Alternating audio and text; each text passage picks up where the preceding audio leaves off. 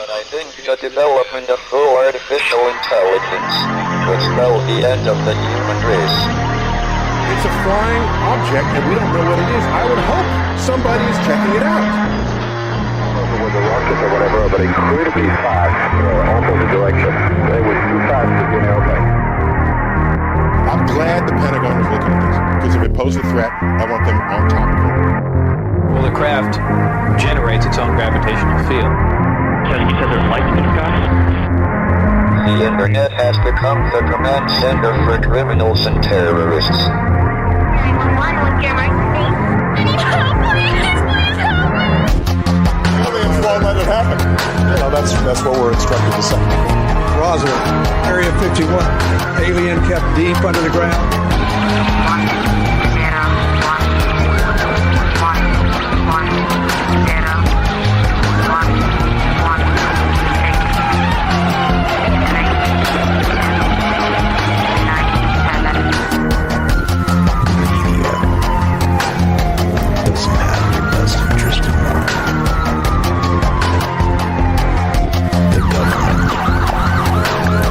self-serving.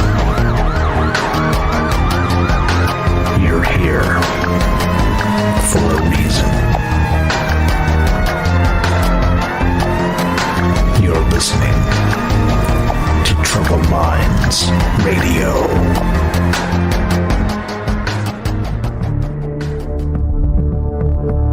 Broadcasting live from a secret bunker just off the extraterrestrial highway. Somewhere in the desert sands outside of Las Vegas. From somewhere in space-time, loosely labeled Generation X on planet Earth.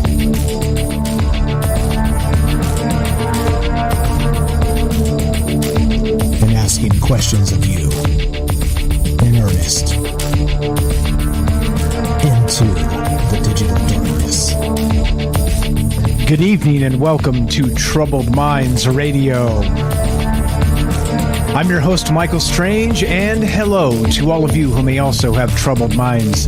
What's going on, guys? It is a Wednesday night, which is one of the nights we get together and talk about all the things we're not allowed to talk about. We do it Monday, Tuesday, Wednesday, Thursday at 7 p.m. Pacific. And what is it we're not allowed to talk about? Well, aliens, conspiracy, the paranormal, the government, academia, the 24-hour news cycle, propaganda, and the general feeling that we live in the upside down. As you know, we do this live to include you because you are the secret weapon of troubled minds. This is a two-way conversation. If you're out there listening to me on a Wednesday night, I'd love to hear your thoughts on all the things that go through my ridiculous brain. And we're going to get into ridiculous brains tonight because cognition is an interesting thing. And is it limited to the brain itself? Well, you think flying spiders is horrible, and that idea of the invasion of the flying spiders on the eastern seaboard, which we'll get to tonight as well. Well, wait till you hear about the cognition that happens outside of the body. Whatever that means. All right, so that's what we're going to do tonight. That's what's on my mind, and as usual, it's odd, it's weird, it's off the beaten path. It's things considering the world that we live in without actually really, I don't know, coming up with answers. I think that, like I always say this, and this is extremely true with this entire thing, that not just this show, I think just life in general. I think answers are always easy, right? Answers are what propagandists bring you, right? They want to tell you, do this or do that, or vote for this guy or vote for that gal, or do the thing, or, it's like, it's the call to action or whatever they call it, right? Like that's what propaganda is. It's hey, we want you to be this way. So here's the information, the answer that proves why you should be this way. Well, I see it a lot differently. I see the world as more questions and less answers, fewer answers. And even in the space of this idea that we live in this post-truth world, of course, you can find propaganda on both sides that, cite facts, right? And there's facts that support that and facts that support the exact opposite side. So exactly what the hell is a fact anymore anyway? I don't think it matters. And I mean that only because when we're awash in propaganda, the facts of the matter just become less important than the questions you ask. And that's what this has always been about. It's about getting together, discussing amazing things with you, and just thinking about amazing things and trying to let our mind wander just a little bit. That goes out to Jay in New York, my good buddy Jay, that always says, hey, it's nice to work a hard day, come home and, turn on Troubled Minds and just let your mind wander a little bit to consider all the possibilities. And that's what this has always been about. So as we do it and we get going tonight, we are going to talk about cognition. And it's not going to be like you think it is. Because, of course, we talk about consciousness. We talk about all kinds of things on this show. And we're going to get to that. We'll get to cognition, consciousness, and some of these other things. And, of course, flying spiders and their webs. You'll see how terrifying this actually is. And if you're averse to spiders, sorry, not sorry. But we're gonna have a show tonight to creep you out. But okay, so as we get going, there's the idea of what the show's always been about. Love to hear your thoughts, and if you want to be part of it, we are streaming on Rockfin, YouTube, D Live, and Twitter, and of course we're broadcasting live on the Fringe FM. And you can join the show by dialing the phone number 702-957-1037. That's 702-957-1037. We'll put you on the show. It's as easy as that. You can also join the Discord at troubledminds.org, which means that's just the official website, and the Discord link is there. The phone number is there. So if I read the phone number too fast for you and you want to know what the phone number is, just go to troubledminds.org. That's the official website. Since we are also streaming on the Fringe FM, we are watching all the Discords, all the chats, and all the crazy places out there. Again, Rockfin, YouTube, D Live, and Twitter, and of course the Fringe FM. So they have for Fringe, there's also a Discord. Join that Discord at fringe.fm/chat. That will give you a direct invite, and I'm watching over there. What's up? Shout out to S Magician. I see you there. And talking about spiders already, spiders in Florida. And so that's what's going on. One final thing, please also download the Fringe app. You can find it on, of course, your Android or your Apple app stores. It's completely free, and it's the easiest way to listen to Troubled Minds at 7 p.m. Pacific, Monday through Thursday. And you just smash the play button. You get me, little old me.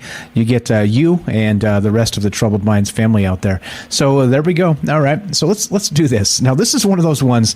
Now, it's funny how some of these show ideas sort of start weeks ago, literally weeks ago. I've had this one up my sleeve for quite some time, and like I was saying when we started here, before we started actually, I just didn't really want to do 2 spider shows kind of in a row. So this one's been about 6 weeks spaced out from the last one. I think that's probably acceptable. But there was a lot of really interesting and terrifying spider news. And then I stumbled across this particular other thing about thinking webs. Yep. Okay, so hold on. Let's start here. Let's back up. Let's start here. Now, everybody saw this. This was the one that got all the headlines, and everybody was freaking out about the spiders and the, these Joro spiders, as they're known, right? And they're invading. It's an invasive species from the let's say the southeast, Japan, China, somewhere in that range. And we'll read a little bit about this. So they're actually they started in Georgia, they say, and they're actually invading the entire eastern seaboard. And I'll explain to you why and why it's happening so quickly. But here we go. This is from futurism.com, and there you go. Adonis says, be gentle, Mike. All right. Well, just put your nightmare boots on, because if you don't like spiders, we're going to do some nightmare boots tonight. Here we go. Experts say that those giant spiders falling from the sky are good, actually.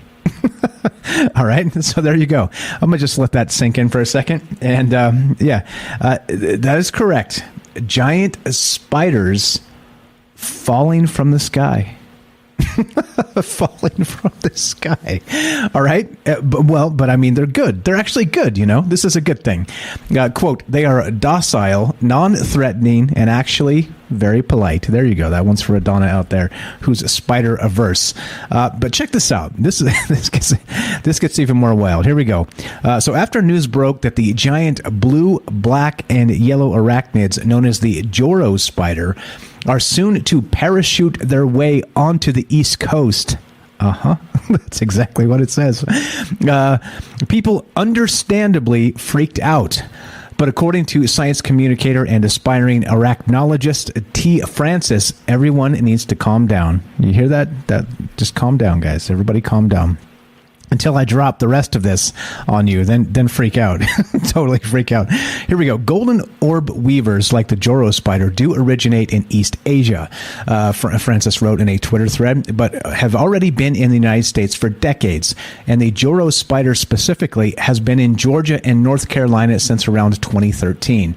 Additionally, the Americas also have their own indigenous orb weavers called Trichonephilia clavipsis. Yeah, right.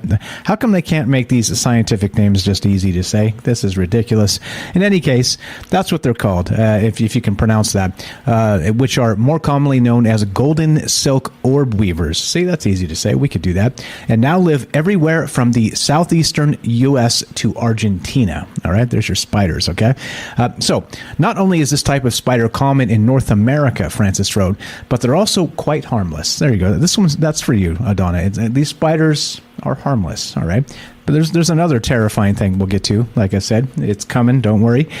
So they're harmless, and significantly won't be full grown when they float down to Earth from the skies. Okay, so this is all true. This is all true. This is an invasive species from, again, the China, Japan, somewhere in that range, and they are actually. They say they stow on boats, and that's how they get brought over. And they've been in the United States for a long time. They say since 2013. Okay, but they are actually flying spiders, and so the term flying spider is actually accurate. It's actually accurate because they kind of float in their webs, right? They'll spin their webs, hop on the webs, and then just kind of jump into the wind and then float.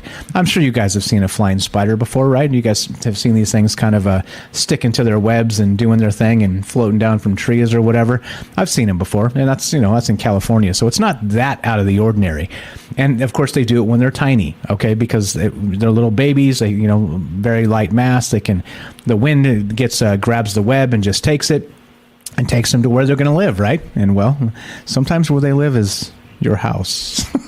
Anyway, so they're not. They are really large spiders, but they don't float. They don't float around on parachutes, full grown. They do that as babies. Okay, just so you know. So the giant spiders floating down on quote parachutes are actually a little less terrifying than you think. Because if you look at the photographs of these things, these Joro spiders, they look kind of terrifying. It's definitely one of those ones where if you didn't know it was harmless, you would be like, do something about that. Do something about that. It's looking at me, right? It would be one of those. So if you want to check it out, just look up a Joro spider, Joro, and you'll see that there's a whole bunch of just really, really horrific pictures of this thing that really look like it's a monster. I mean, it's like a spider monster. It's pretty terrifying. It's got these bright colors. It's got yellow and some reds in it, and it's just Anyway, so there we go. So the idea they're not gonna have these giant spiders the size of your hands floating down from the heavens. So don't worry about that. That's not happening. They do get big. They do get pretty big, but they are harmless to people. Again, they say they're sort of neutral to the environment. They're not really changing the what would you call it? As an invasive species anyway. They're not kind of like destroying like habitats of other spiders or other, they seem to be just chill spiders, okay? There you go. Ronald says they get to be about the size of a Volkswagen. No, not quite that big. Not quite that big. But okay, so anyway, so that's what, okay, so as we get going tonight, number one, did you hear about these giant spiders falling from the sky? It did hit the news cycles about 2-3 weeks ago, and everybody was a little bit up in arms about it, and they were talking about it in some of these other paranormal shows and whatnot. And I think in terms of spiders, right, it's back to that whole great thing about arachnophobia, right? How come, like we've talked about the idea that we have this DNA memory, right, that we remember, even though we don't really know why we're afraid of spiders, we are afraid of spiders, okay? But so there's the DNA memory part, but then there's also some other weirdness to these spiders. and what I'm calling their smart webs, which we'll get to in a little bit. So we've got a few questions tonight, right? Regarding spiders. And again, some people say, hey, spiders are great. They're fine. They eat the bugs, they kill the mosquitoes or whatever. They do these things. That's good. That's good for me. We like spiders in the house, Or other people are like, oh, hell no, get this thing out of here. It's looking at me. It's got beady eyes. And no, I'm not doing the spider, right? No, we're not doing spiders here. So why do you think that is? Again, we talked about this in the past show. But then also, what about, I was looking at some of the folklore mythologies. I love kind of digging into some of these old stories. And going back to, I found, of course, in Greek mythology, the very first spider. So we're going to talk about that tonight. But the question is this, all right, as we get going. So did you know about these giant spiders floating down from the sky as this invasive species known as the Joro spider? And they began in Georgia or somewhere in that range, South Carolina, North Carolina. And they've been there for a while. But now they seem to be sort of just spreading all over the place via that same mechanism of little babies, right, by the thousands, jumping into these webs and just floating through the air to land wherever they land. And that's where this begins, okay? So the first question is, did you hear about this? Why do you think we have this gigantic aversion to spiders? And the third thing we're going to get to in just a little bit is, do you think it's possible that the spider webs themselves have a brain, or let's say are part of the spider's cognition process, meaning that its thought process, what would you say? There's a term for this. The embodied cognition of the spider itself is not just within its body, but its cognition. And I don't know, what does this mean for consciousness and all the rest of these things? But a embodied cognition means that the intelligence of the spider itself can actually be delegated into the web to do the bidding of the spider. Have you heard of this? Is this terrifying? And those are the questions tonight. And we're going to get going on a bunch of that. But as always, I'd love to hear from you if you want to be part of the show. 702-957-1037. That's 702-957-1037. I get that you're like, what are you talking about, Mike? That sounds insane. Don't worry. I'm gonna catch us up. Okay, where are we at time-wise? Okay, everything's good. All right, so this Joro spider, again, like I said, they're harmless. Don't worry about it. It's not really that big a deal. Let's read just a little bit more of this, and then we'll keep on trucking. It says, here we go. This is from, let's see. Not only is this type of spider common in North America, Francis wrote, but they're also quite harmless and significantly won't be full grown when they float down to Earth from the skies. Like I said, they'll be little babies. But because of the parachuting these spiders do as hatchlings, can I say it? Which is not an uncommon mechanism and was even seen in the popular children's book Charlotte's Web. Spiders can be cute. Media have glommed onto the story as if it was a real-life version of the 1990 cult classic Arachnophobia. Now, that movie, Arachnophobia, I'm not sure I would call a cult classic, but anyway, I digress. Here we go. The scientist here says, having worked with several types of this species personally, I can tell you firsthand that they are docile, non-threatening, and actually very polite, the science communicator wrote. The worst that's likely to happen is to you is you walk into a web you didn't see in time, and really, whose fault is that? No, that's fine. Just walk into a web you didn't see. I'm sure that's totally fine. And here's the crazy part, right? This is why this kind of made the news and has been going around recently in the last several weeks, like I said. Quote, yes, their range is expanding, but they are already very similar spiders present in these areas anyway, Francis wrote, adding that the big ones don't float about on and land on people at random. So there you go, Adonna. You're safe. You're safe. You're not going to have these big spiders floating around and landing on people randomly. Well, just the babies. Just the babies. Anyway, and most importantly, even though they do have some venom in their small fangs, which the science communicator noted, most spiders have the same thing. They're not, these ones aren't dangerous. They're not dangerous to humans. They try and get out of our way. They don't want to be part of us. They want to do their thing. They want to do spider things. They don't want to be people things. But if you look, if you're watching the stream, you see what a Joro spider looks like, and you get the reds and the yellows and the blacks, and this thing is huge, and it is horrifying. It's one of those spiders that you look at and you're like, Nope. No thanks. So there you go. All right. So again, these spiders, if you find them, the Joro spider is completely harmless, so there's absolutely no reason to freak out.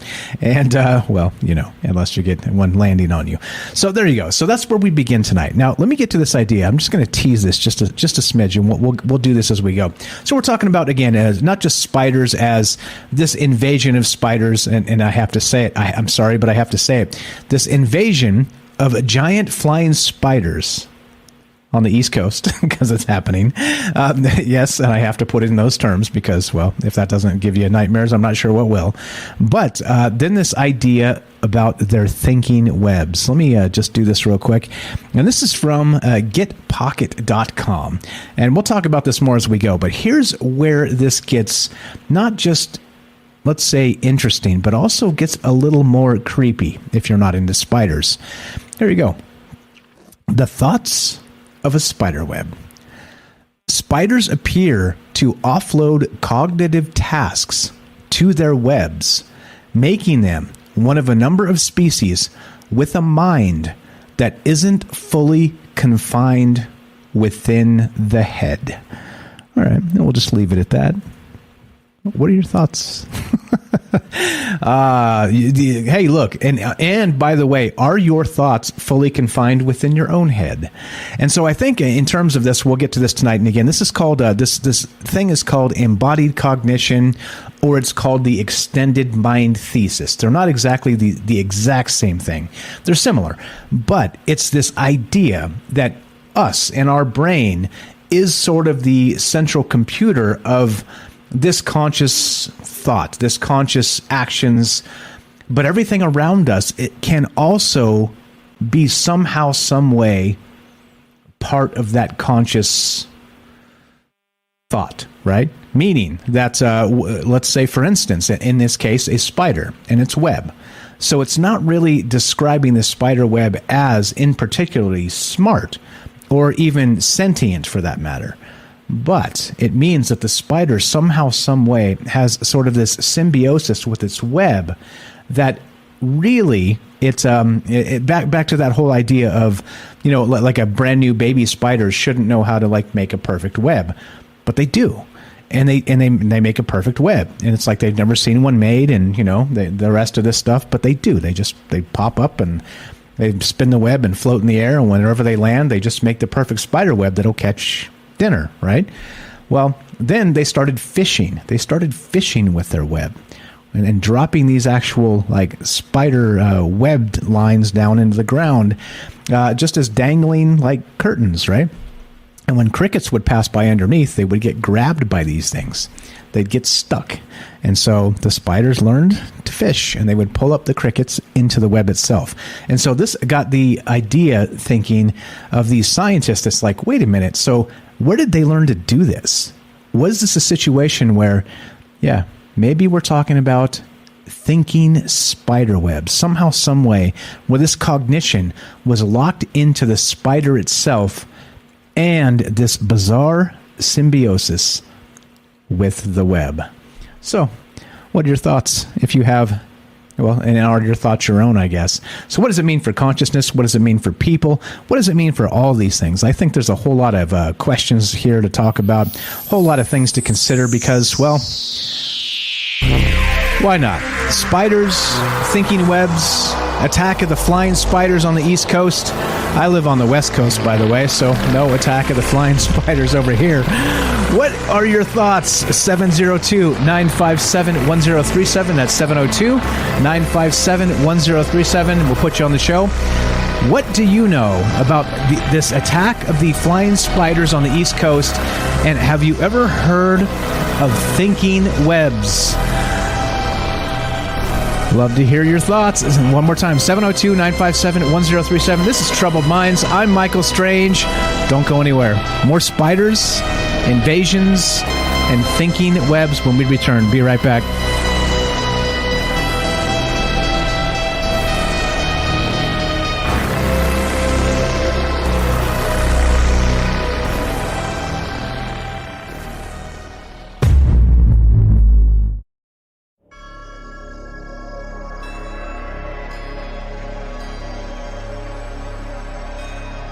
Welcome back to Troubled Minds.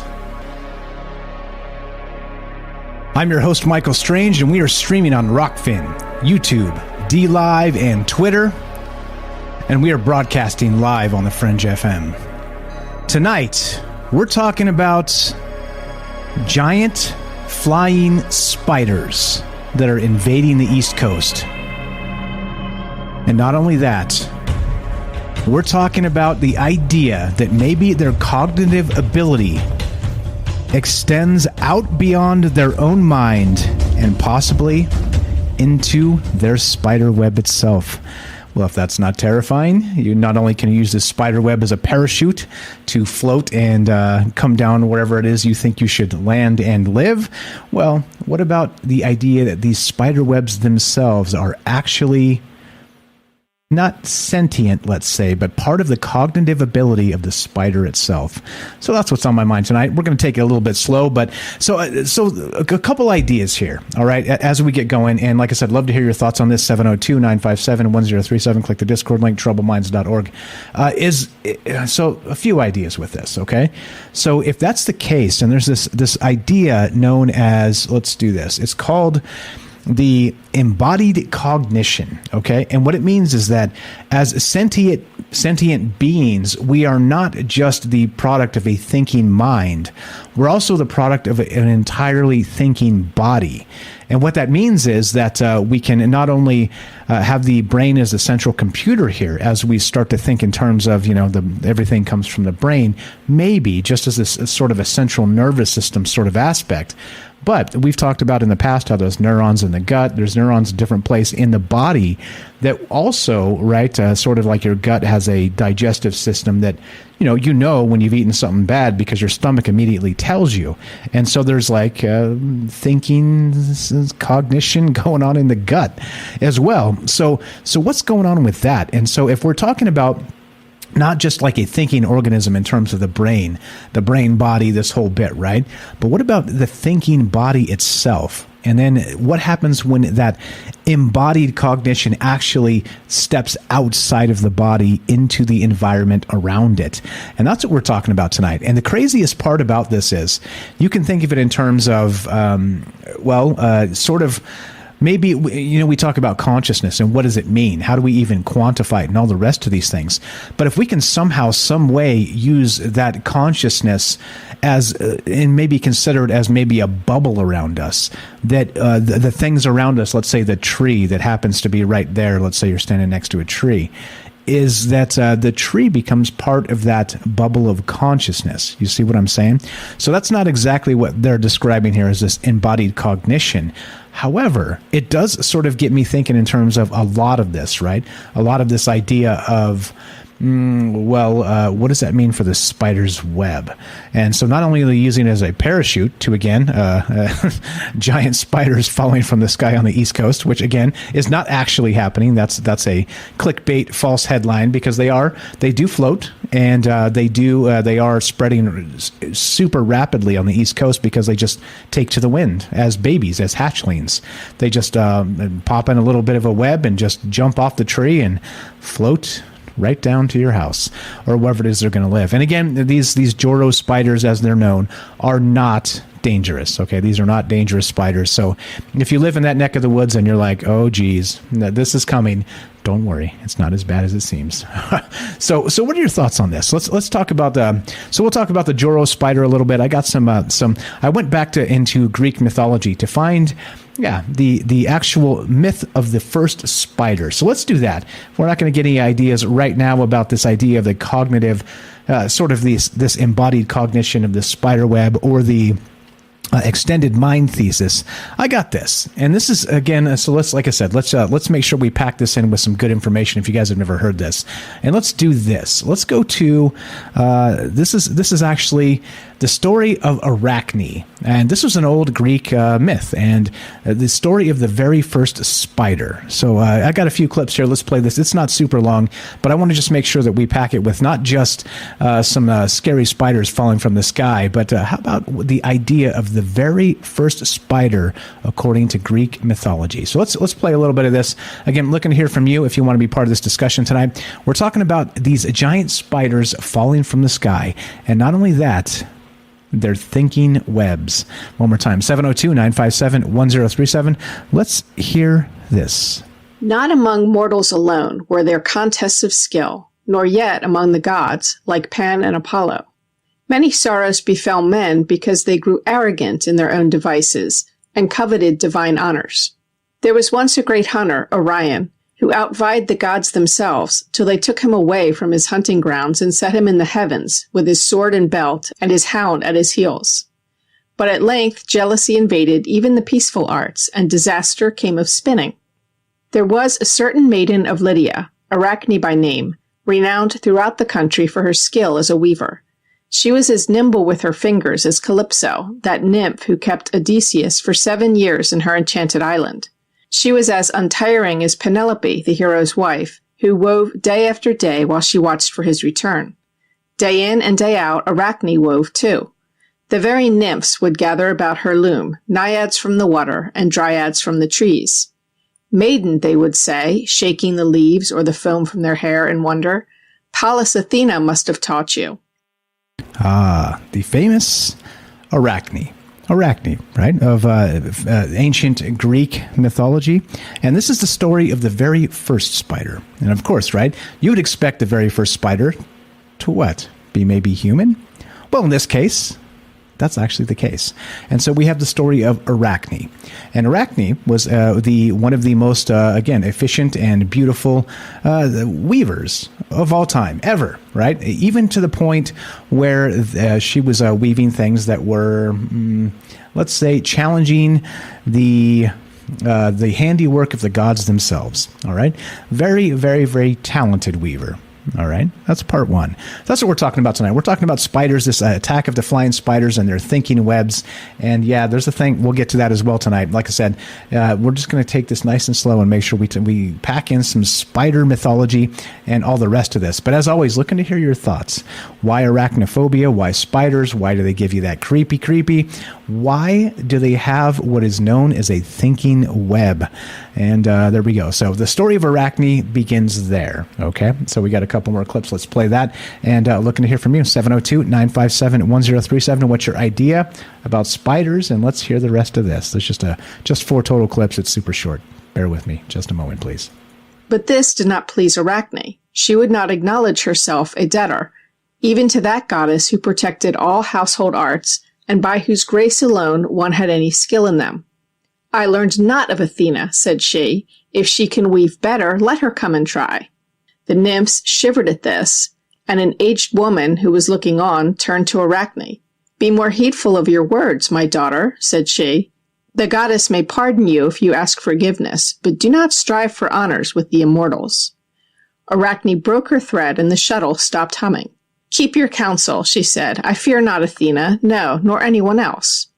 As she frowned at the old woman, she was amazed to see her change suddenly into one tall, majestic, beautiful, a maiden of gray eyes and golden hair crowned with a golden helmet.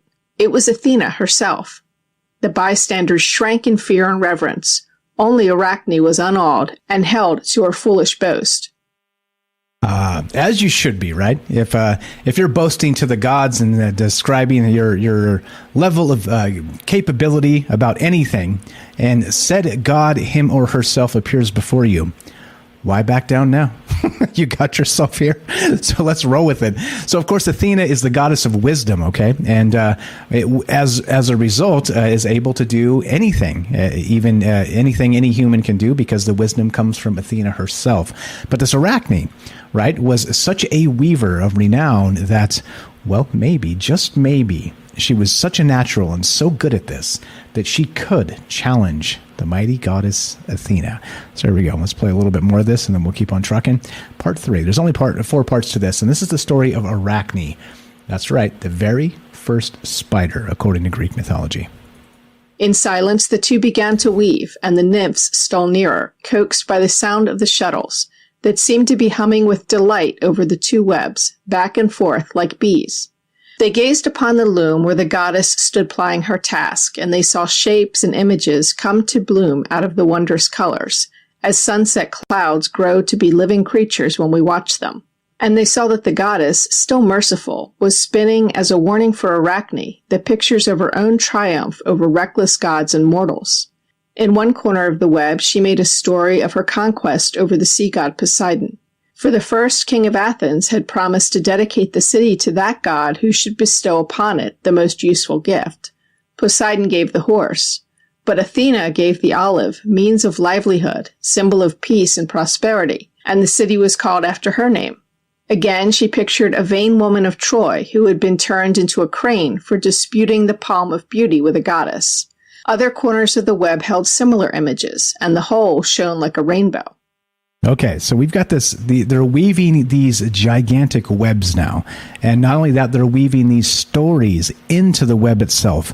Pictures, tales of kings of old, this type of thing going on, right? It's like the best or the worst dance off you've ever seen. And these two weavers, Athena and Arachne, are going at it, and they're weaving things people have never seen before in the history of the world. And how do you think it ends? Well, so before we actually get there, let's do a little bit of a tenterhooks moment. How do you think it does end? So there's number one. Number two, I want to point out that this actually came from, and this is in the public domain, by the way, so I'm not actually ripping anything off, but this is from LibriVox, LibriVox. And I pulled this out of the Troubled Minds quiver from time to time because it's pretty brilliant in that they've got some different narrators here. You can actually volunteer and do narrations on this. And it's all public domain stuff. It's all very, very old stories, and it's just sort of brought back to life through this idea of narration and just sort of reading these old tales. So if reading's not your thing and you like listening to things like podcasts and whatnot, this is a fantastic resource if you want to check it out. It's called LibriVox, LibriVox.org.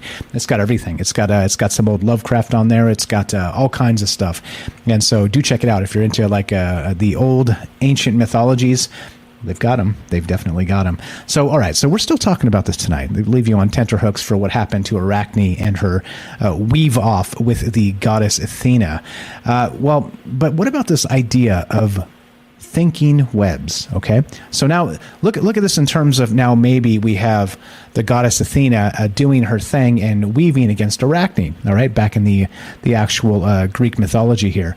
But if we're talking about weaving webs with pictures and stories and things like this in it, and then you look at this idea of this thinking web and this idea of, let's see, what's it called? One more time. It's called embodied cognition.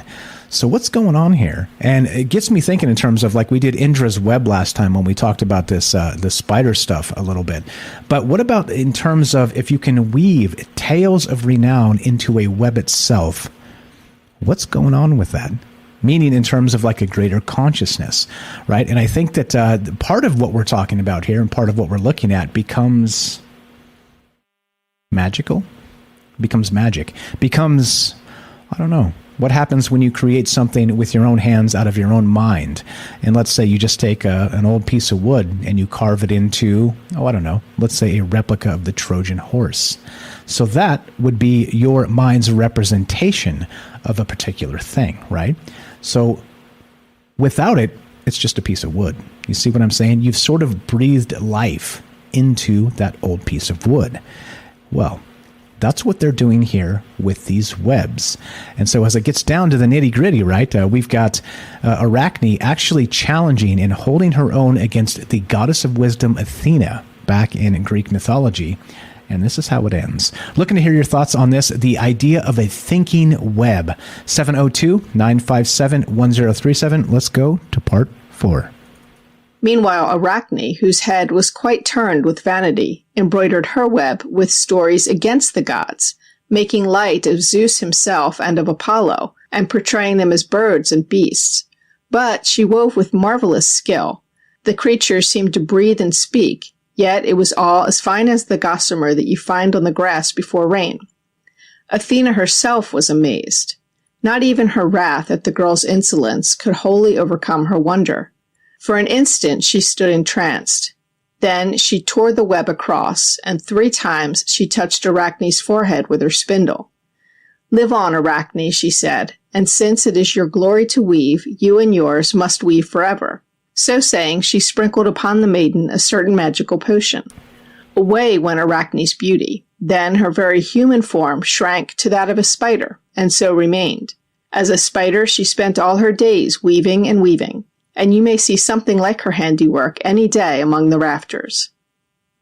End of Arachne by Josephine Preston Peabody. Recorded by Colleen McMahon.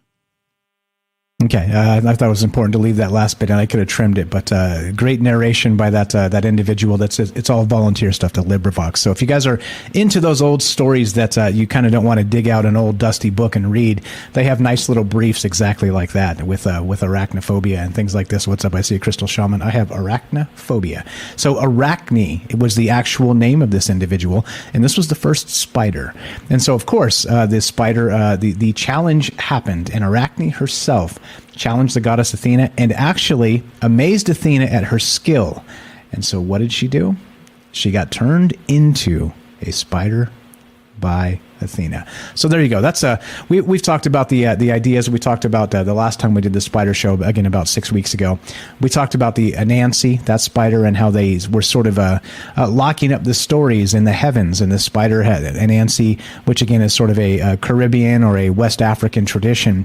And Anansi, the spider, was able to climb up to the heavens and unlock all the stories to be told. And so interesting how a lot of these mythologies are, well, regarding the first spider anyway, are pretty fascinating. So let's get back to this idea of, it's called embodied cognition. And so check this out. This is from an article by, let's see, hold on. This is again, so getpocket.com, the thoughts of a spider web. I'm going to read just a little bit of this. Check this out.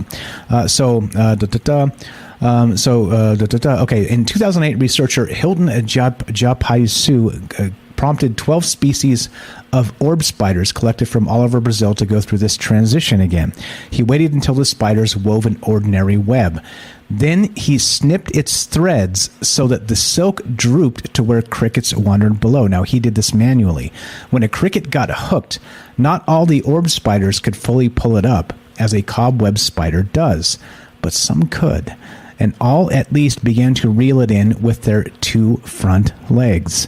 Their ability to recapitulate is the ancient spider's innovation got Japaisu, a biologist at the Federal University of Bahia in Brazil, thinking, when the spider was confronted with a problem to solve that it might not have seen before, how did it figure out what to do? Quote, "Where is the information?" he said. "Where is it? Is it in her head? Or does this information emerge during the interaction with the altered web?" You hear what we're saying here? Here we go. So among philosophers of mind, the idea racked up citations, including supporters and critics. And by its very design, Japaisu's paper, which aims to export extended cognition as a testable idea to the field of animal behavior, is already stirring up antibodies among scientists. Quote, "I got the impression that it was being very careful to check all the boxes for hot topics and controversial topics in animal cognition," said Alex Jordan, a collective behavioral scientist at the Max Planck Institute in Konstanz, Germany, who does support the idea, by the way. While many disagree with the paper's interpretations, the study shouldn't be confused for a piece of philosophy. You see what's going on here? Japaisu and Leyland proposed ways to test their ideas in concrete experiments that involve manipulating the spider's web. Tests that other researchers are excited about. Quote, "We can break that machine. We can snap strands. We can reduce the way that animal is able to perceive the system around it," Jordan said. "And that generates some very direct and testable hypotheses." And it gets into some other stuff with the octopus as well. But this is a pretty creepy idea that not only, so we have this symbiosis with these, the spider does weave the web clearly and obviously, but then also that there's some way here for sort of a symbiotic relationship with the web and the cognition of the spider itself. You know what I'm saying? See what I'm getting at? That these webs are actually smart in some way. And in those terms, right, when you start looking at spiders and how they are and how creepy they are, then you suddenly have this idea that, okay, what if their spider webs are actually an extension of their consciousness? All right. Okay. There we go. There's the gauntlet has been thrown down. So number one, what is consciousness? Number two, do spiders have a consciousness?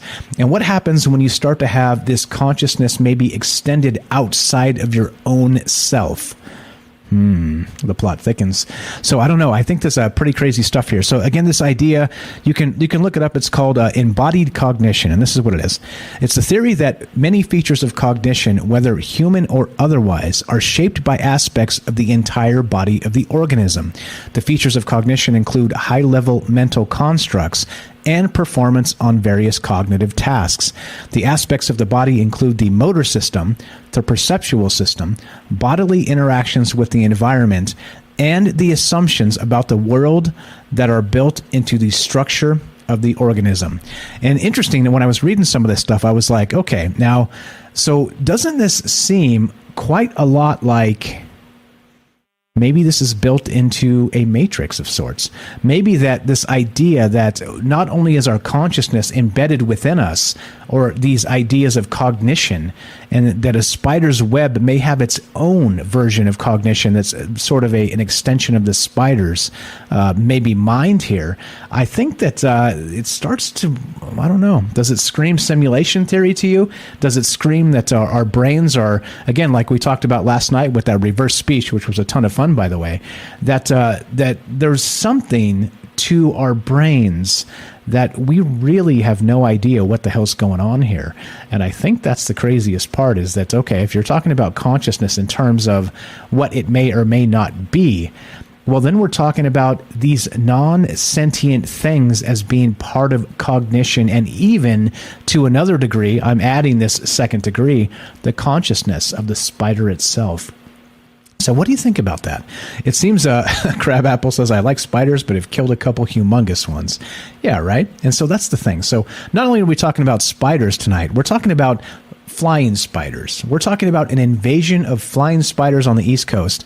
And then not only that, this idea that their webs may be an extension of their thought process, and also, by design, possibly their consciousness.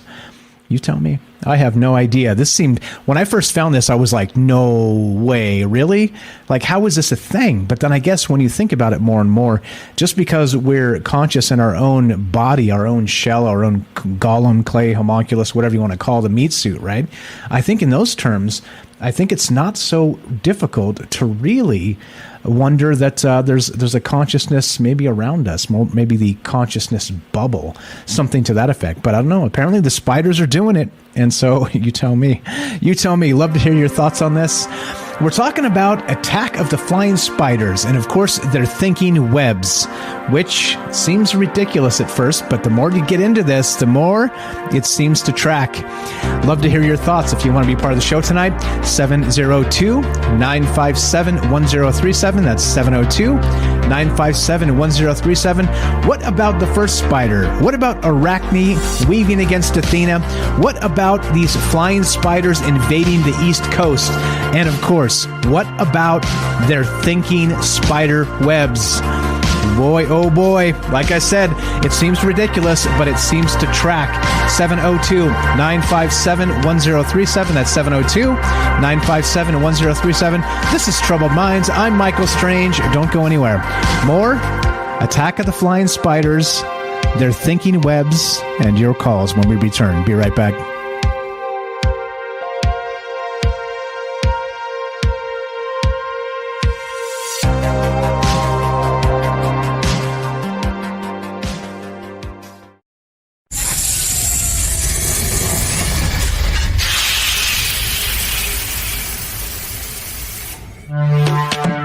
We are talking about the alien abduction phenomenon. Aliens. The aliens are looking through your eyes and they're accessing your optic nerve. I'm doing fantastic. And through that optic nerve, they're transferring to your brain.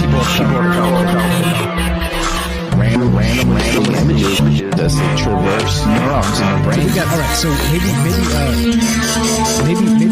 And they also feel them planting or receiving memories or ideas or images.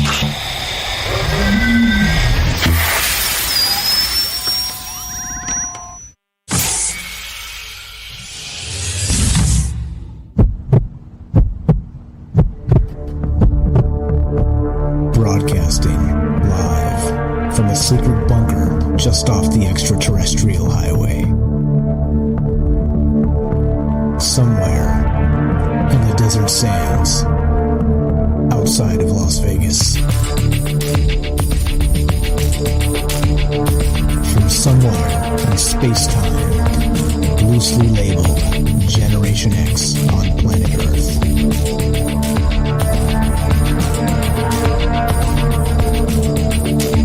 And asking questions of you in earnest into the digital darkness. good evening and welcome to Troubled Minds Radio. I'm your host, Michael Strange, and hello to all of you who may also have troubled minds. What's going on, guys? It's Wednesday night, which is one of the nights we get together and talk about all the things we're not allowed to talk about. That's Monday, Tuesday, Wednesday, Thursday at 7 p.m. Pacific time. And what are those things, you may wonder? I'll have to sum up because there's way too many. Aliens, conspiracy, the paranormal, the government, academia, the 24-hour news cycle, propaganda, and the general feeling that we live in the upside down. We are, of course, streaming on Rockfin, YouTube, D-Live, and Twitter. We're broadcasting live on the Fringe FM, and we're taking your phone calls, as always, as we discuss this idea.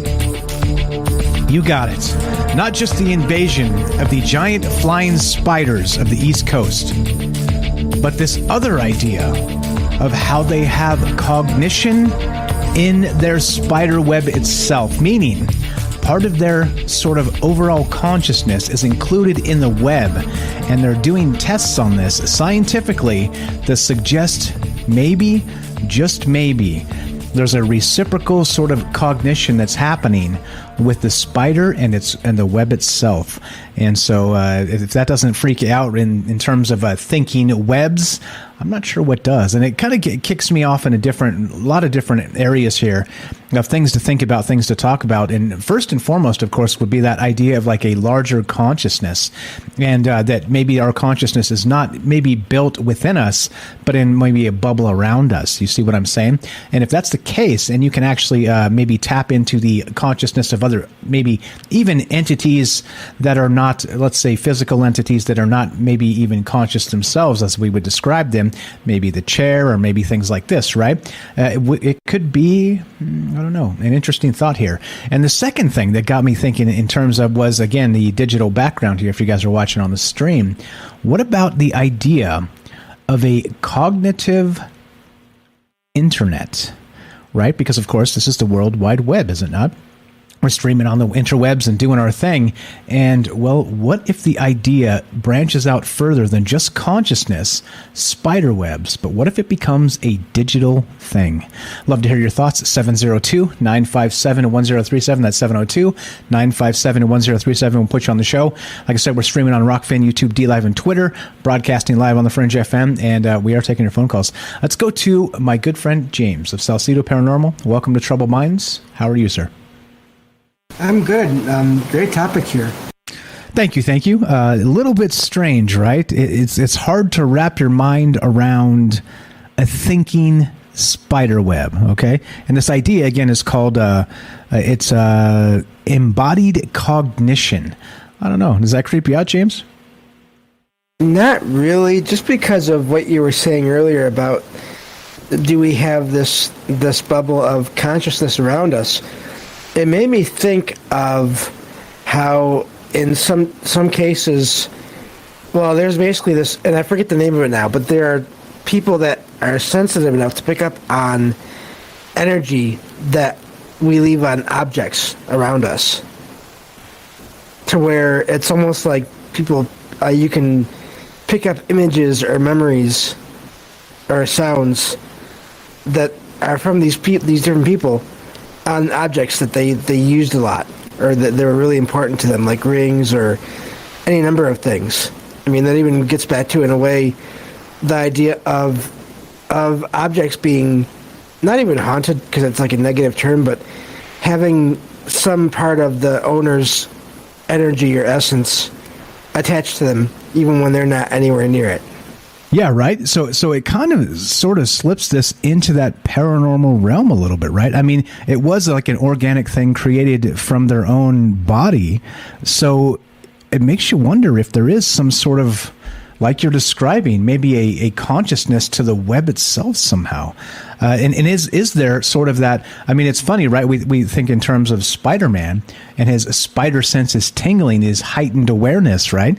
I wonder if that's actually a similar thing to spiders and their heightened awareness is because of that symbiosis somehow, maybe through even paranormal ways of that attachment to their web. Pretty wild idea, huh?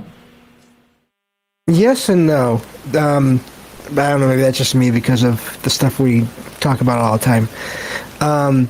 But yeah, and it just also getting back to when you mentioned people that make things with their own hands, woodworking, similar things. And it kind of, it made me think of, basically, it made me think of Jay in New York, because he said similar things about, he knows that with the things he makes, because he works with wood and everything, he does construction, and there's a lot of energy that the people that make those things, there's a lot of energy that they use and they expend and they put into the things that they're making. And I think that can be true even just for stories, for things that people think of on their own and then put out there. When you're reading a story, I don't think it's all necessarily about the words or the story itself. It's more also about the way, almost like their style, the writer's style, and how they write. There's a lot of different ways to take this. Yeah, I think so. And it is interesting that when you look at the mythology of the spider, and again back to that arachnophobia, and how we've talked about DNA memory and things like this, how we just know instinctively we're supposed to be afraid of spiders. Some of us are more or less maybe have some immunity to that. Maybe we can conquer that initial fear sometimes. But I mean, even the best of us, right? And I mean that in the best way. Wink, wink. If we get a big nasty spider staring at us with those big nasty eyeballs, right? Like we kind of want to instantly squish it, don't we? Get it. I mean, I don't know. So not just that. Then we have this other idea that it goes way back, and again back to that idea of think about it in terms of the reason I wanted to play that entire myth of Arachne and Athena was because think about the web they were weaving in that competition, right? And that ancient Greek myth of how the first spider was created. And again, just a real quick brief, if you missed that part, it's just that weaving competition between Arachne, a mortal, that actually challenged, through her boasting, the mighty goddess Athena, the goddess of wisdom. And Athena appeared before her and was like, it's on. And they started weaving, and not just weaving things, they were weaving magical things inside of these webs themselves. Again, stories of old, sort of parodies of the gods in Arachne's situation there, and sort of that same magic maybe coming out of their fingertips in weaving these first webs, as it now became known. But then now we have these spiders sort of doing a similar thing in that they're embedding that consciousness into the web itself. It creeps me out, man. It creeps me out a little bit, just because spiders in particular kind of have that, that sort of, if you get caught in a spider web, right, you definitely get the shiver up your spine. You know what I'm saying? Have you ever walked into a spider web like that, James, and just been like, yeah, got that revulsion on you? Yeah, I don't care if I've walked into a couple. I think, it's easier to happen, especially when you can't see so well. That's not something that you're usually going to find with your cane, your white cane, when you're walking, because that's on the ground, and those things are usually up. So I've walked into a few, and it's not fun, and I don't care for that. It's really funny though, because I've never really, because of my low vision, like spiders in person, they don't really frighten me so much, because all I see are just little blobs, little dots. But I've seen pictures, obviously, on online, and they are definitely strange looking. Yeah, and it definitely like all you gotta do is magnify it; it'll scare the piss out of you. I guarantee you that. So I don't know, like this, but then the larger idea. How about if go back to the original Arachne myth, right? The mythology there. We're having like this throwdown for all the marbles sort of competition with the goddess Athena, weaving not just ideas and images and stories of old and things like this into the web itself. It got me thinking in terms of the digital web. Now, when you start looking in those terms and thinking in those terms, it's like, wait a minute. If we have like this, so we're basically talking about these tools that sort of become this extension of ourselves, right? And in the case of a spider, it's an organic thing. They've created the web themselves.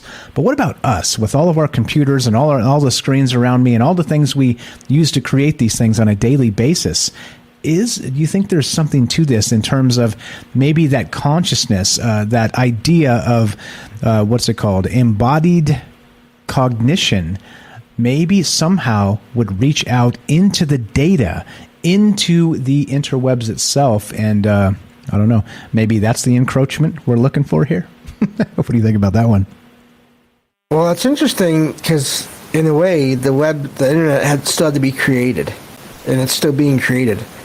I wonder if, again, going back to the idea of the people, when they make things, they put their energy into it, and maybe even part of themselves into it. So maybe some of that strange awareness that we see sometimes online in the terms of how certain themes pop up no matter what sites you go to.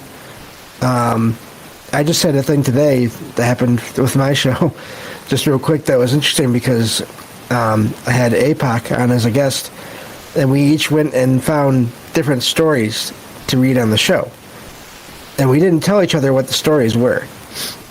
And as we were reading them, they all linked together. And in ways that we had not planned. Like I said, we did not tell each other what the stories were. And it just worked out where it was like a web. It was like a this line of stories that worked out together that we hadn't planned that way. Like almost there's only one story and we're just all tracing it back to it. Yeah. It was the original spider web woven by Arachne and Athena. Yeah, that's pretty nuts, man. I think, I don't know, that this one got me creeped out in a lot of ways, just because there's kind of a lot of ways to take it, that bubble of consciousness. And like maybe you described too, that maybe there is a paranormal link.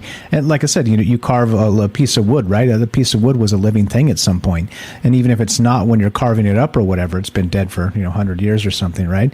You're still, like you described, sort of imbuing your love and your care and your essence into this piece of wood, right?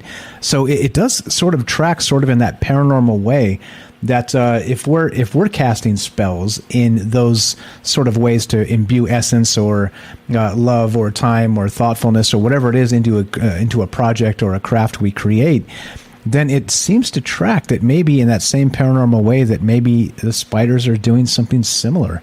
What do you think about spiders casting spells, James? Well, yeah, they don't need to be casting anything than other than the web they're already putting out there, but that's possible. I mean, just in the way that, because you would think that the various creatures that they catch over time would adapt or would adjust to knowing, that their webs are there and they're gonna, not to go anywhere near them. But they don't all the time. They still manage to get caught. So does that mean the web moves somehow?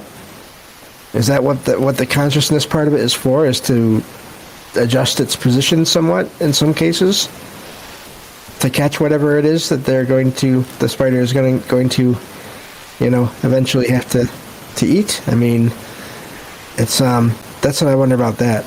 Yeah, which again, like I said, at scale, we talk about the micro and the macro, right? You start to look at a giant spider web, and it suddenly becomes a terrifying aspect because nobody likes being tangled up, if you know what I mean. My dog, by the way, my little dog, she's just such a little punk. She has a thing about like you can't put her harness on her. She'll like fight you tooth and nail, like you putting it over her head and under her paw and stuff, like her little front legs. She can't stand it. Like it's like that idea of being tangled up. She freaks out. She like loses her damn mind almost. And this is my theory, is maybe she was a fly in a past life. she actually met her demise by being tangled in a spider web. I don't know, man. Pretty wild stuff. But a lot of this, again, like you said, some synchronicities in some of these things when you think about them, when you think in terms of consciousness and whatnot.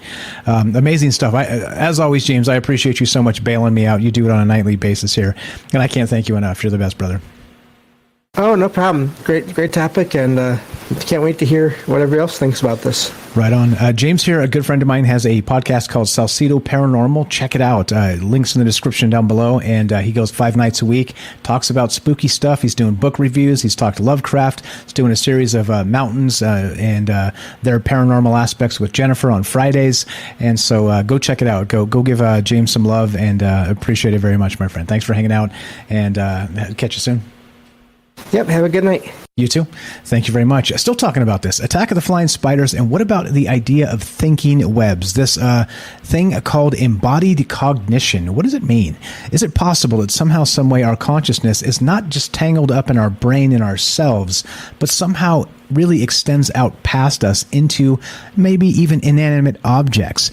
702-957-1037. Click the Discord link at Troubled Minds. Let's go to, speaking of Jennifer in Missouri, welcome to Troubled Minds. How are you tonight? Hey. Good. How are you doing? Doing very well. I hope you have an idea here about something creepy or otherwise. What do you think about thinking spider webs? You hope I do. Right. I don't know. It is kind of, when you first posted the thing about that, I was like, oh, that is creepy with the thinking web and, extrasensory thing. Okay. So you're obviously onto something with it, and if you think about it, I think you're spot on with the subconscious mind aspect of it. Like, I've been thinking about it, and I think so. So the way that this would work is like the web is their subconscious in a way, and our senses too. Like, we're all a part of a giant subconscious interlinking web with each other and with the world we're in a way. Like, there have been reports of people who can, like, they use their senses different than we do. Like, they can run their fingers over written words and read them with their fingers. You guys have to Google this. It's crazy. So they can, like, tell colors by touching and not looking. They can sense it through their fingertips, through their sense of touch, and the spider web itself too. I guess it can hear. The spider web itself can hear out. So they don't just hear with the hairs on their legs and such, but they're hearing with their web. So they're using it for all kinds of like extrasensory activities, which is really weird. And I think that we couldn't even have like our extended, sensors with our technology.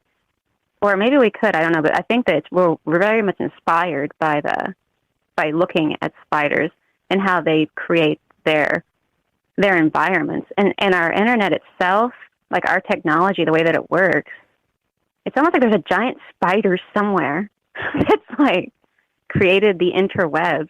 They even have something called web crawlers that operate in the interweb. Web crawlers, web spiders that operate within the World Wide Web. And what these web crawlers do is they like scamper along the internet somehow, and they like take in information for web searches and stuff like that.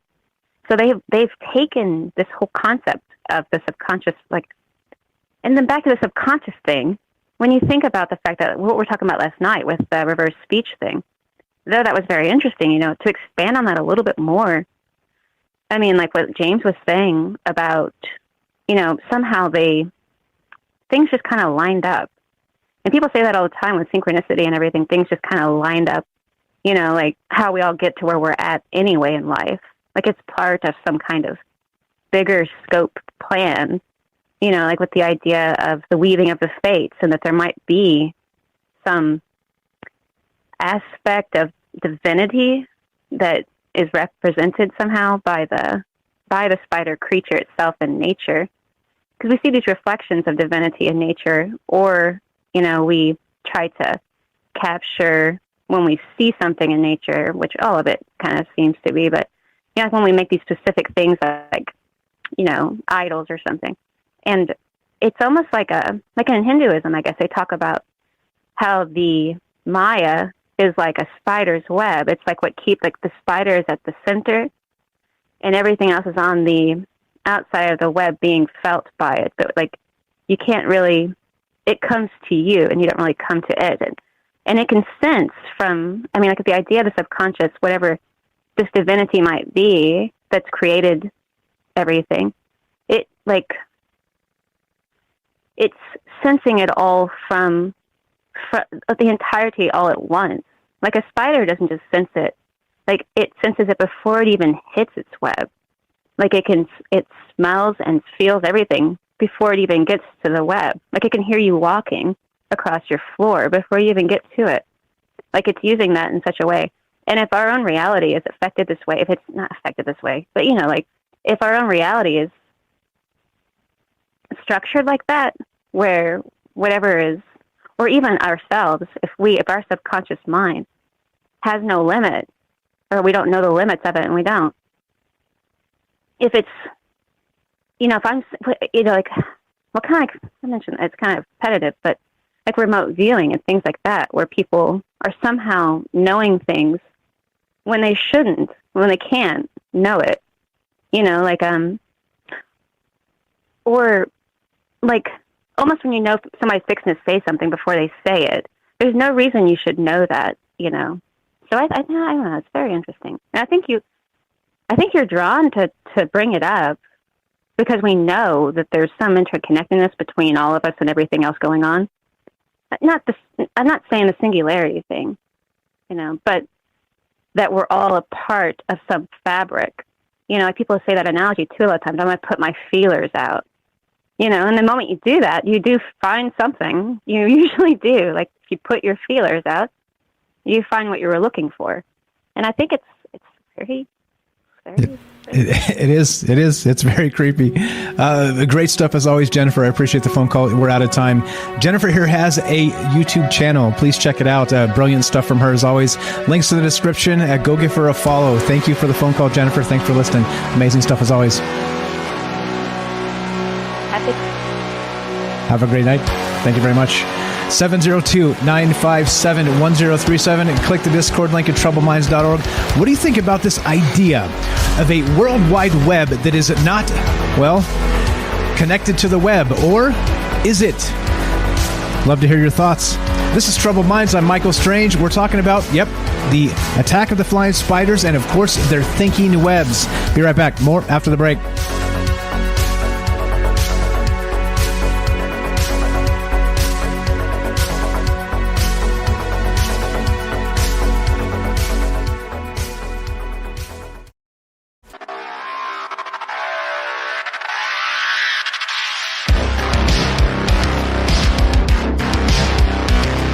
Welcome back to Troubled Minds. I'm your host, Michael Strange, and we are streaming on Rockfin, YouTube, DLive, and Twitter, and we are broadcasting live on the Fringe FM. We're taking your phone calls tonight as we discuss this idea of these Joro spiders are basically invading the eastern seaboard of the United States, all right? They're giant flying spiders, they say. They're completely harmless, but this article came out just recently about the thoughts of a spider web, meaning is the spider web itself some sort of extension of the consciousness and maybe motivations of the spider itself? Love to hear your thoughts. 702-957 702-957-1037. That's 702-957-1037, and we'll put you on the show. It's as easy as that. It seems pretty creepy there. Great call from Jennifer. Great call from James. Appreciate it very much, guys. It does seem creepy here that we have this idea as well, like Jennifer was saying, of the World Wide Web. In that, we have these search engines that have these what are known as web crawlers. And what they do is they crawl across the web, the internet, the actual web itself, and they index websites for search. Okay, so they're constantly climbing around, they're indexing things, they're kind of they're basically these little web spiders, right? And so it is strange that a lot of these correlations or larger ideas, even back to mythology, seem to stick today. And the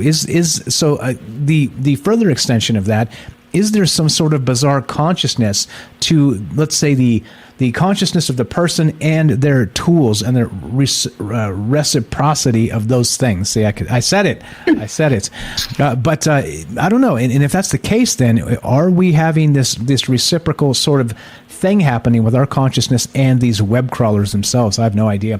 One more time, 702-957-1037. Love to hear your thoughts. Let's go to Daryl in New York. What's up, Daryl? Welcome to Troubled Minds. How are you? Hi, Michael. I'm doing great. This is such an interesting subject. Spiders are so creepy, and I've had my own experience with spiders that I don't even want to get into. What was I going to tell you? Okay, I have a list. So, like spiders. Okay, let's start with like black widow spiders, for example. Those are really creepy, and they supposedly like eat their mate. After they mate with them, I'm not sure if they eat them, but they kill them, right? That's why they call them the Black Widow, because they don't have a husband. So that's kind of a dark part of the spiders. They weave a tail, and then they're sticky. I mean, there's a lot of things that are inherently and instinctively like repulsive and repugnant about them, you know? I think it's universal. I think we all are, you know, maybe we have that memory, like you said, you know, it's a genetic memory, but it's an aversion that it's kind of universal. I think we all kind of have, that feeling when we see a spider. I remember when I was a little girl, even I was just a kid, and I found a daddy long legs, and I thought they were speaking to me. They made this weird sound like, wow, wow, wow, wow, like that. You know what I mean? I could hear them.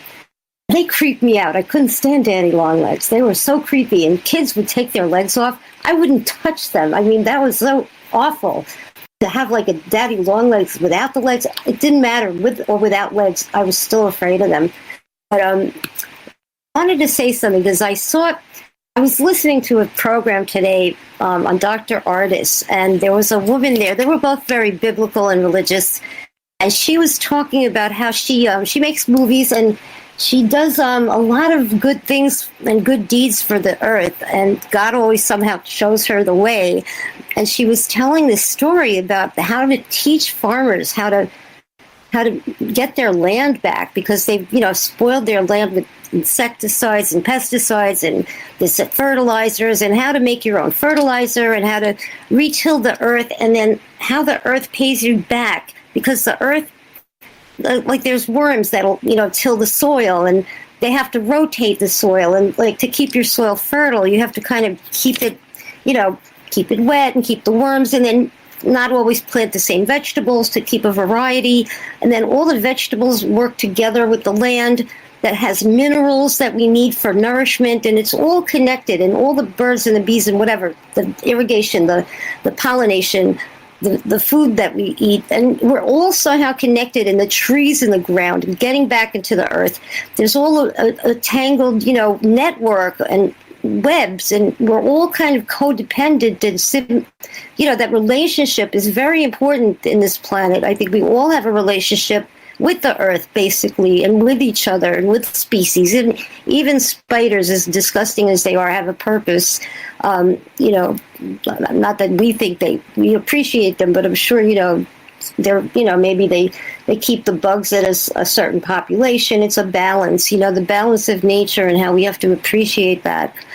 And where am I going with this? The spider web. So yeah, I think there is a communication there, and I think maybe it communicates to us to be grossed out by it. It must make something, the stickiness of the web Plus, they're so intelligent. I mean, how many animals uses tools?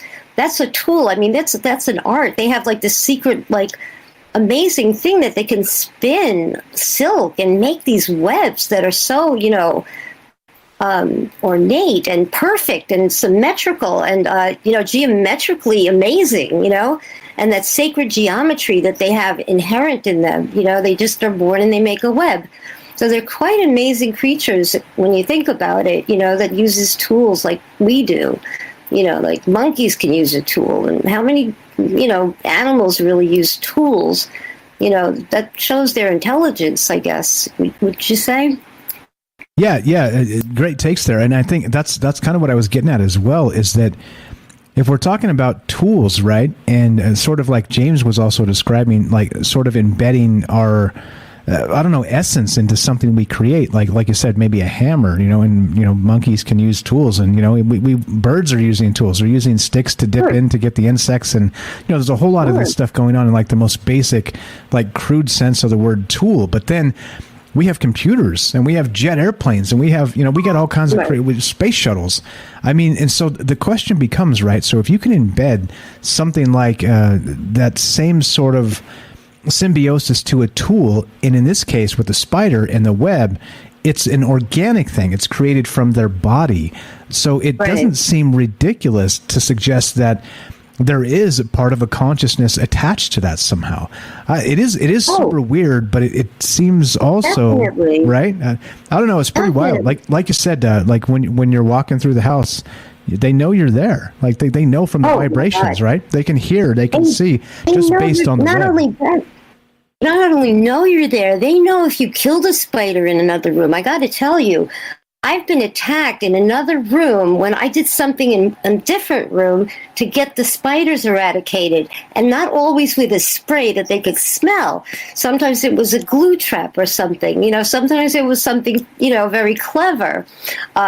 Or what else did I use? I mean, I had all kinds of methods. A fly swatter, even, what did I used to use? Spraying them with water, using a bottle of spray to get them off the ceiling. I had these unbelievable spiders that could defy gravity. They were on the ceiling. And there's like 4 kinds of house spiders that can do that. I found out a lot about spiders. I was so allergic to them in the beginning. I didn't even realize that I had a spider bite that made me so ill. And they tried to diagnose me. My throat was so sore. I felt like I had strep throat, but it wasn't. It was a spider bite. It was a reaction. It was so nasty, the reaction I had. And the size of the welts were unbelievable. I mean, they could be very torturous, and deadly. So, you got to be careful with them. But they have all this power, and they were smart. I'm telling you, they somehow knew, and I would get dive bombed. They would attack me in a different room when I did something in another room, and I'd get more bites, and I would be covered. I could feel them, I mean, they definitely. I'm certain this was going on. I'm not crazy. I don't know. I really believe that they were talking to each other. They said, "Oh, she tried to kill one of us, or she killed one of us, or whatever," and they would punish me in the other room. I mean, this was going on for months. I could not eradicate them for the life of me. They would they would be everywhere. I'm telling you, I couldn't get rid of them. I had so many of them that I just never realized that they could overpopulate. I just didn't understand, why there was such an imbalance in my apartment, that there was more spiders than necessary to eradicate whatever fly they might run into occasionally. You know what I mean? It was definitely.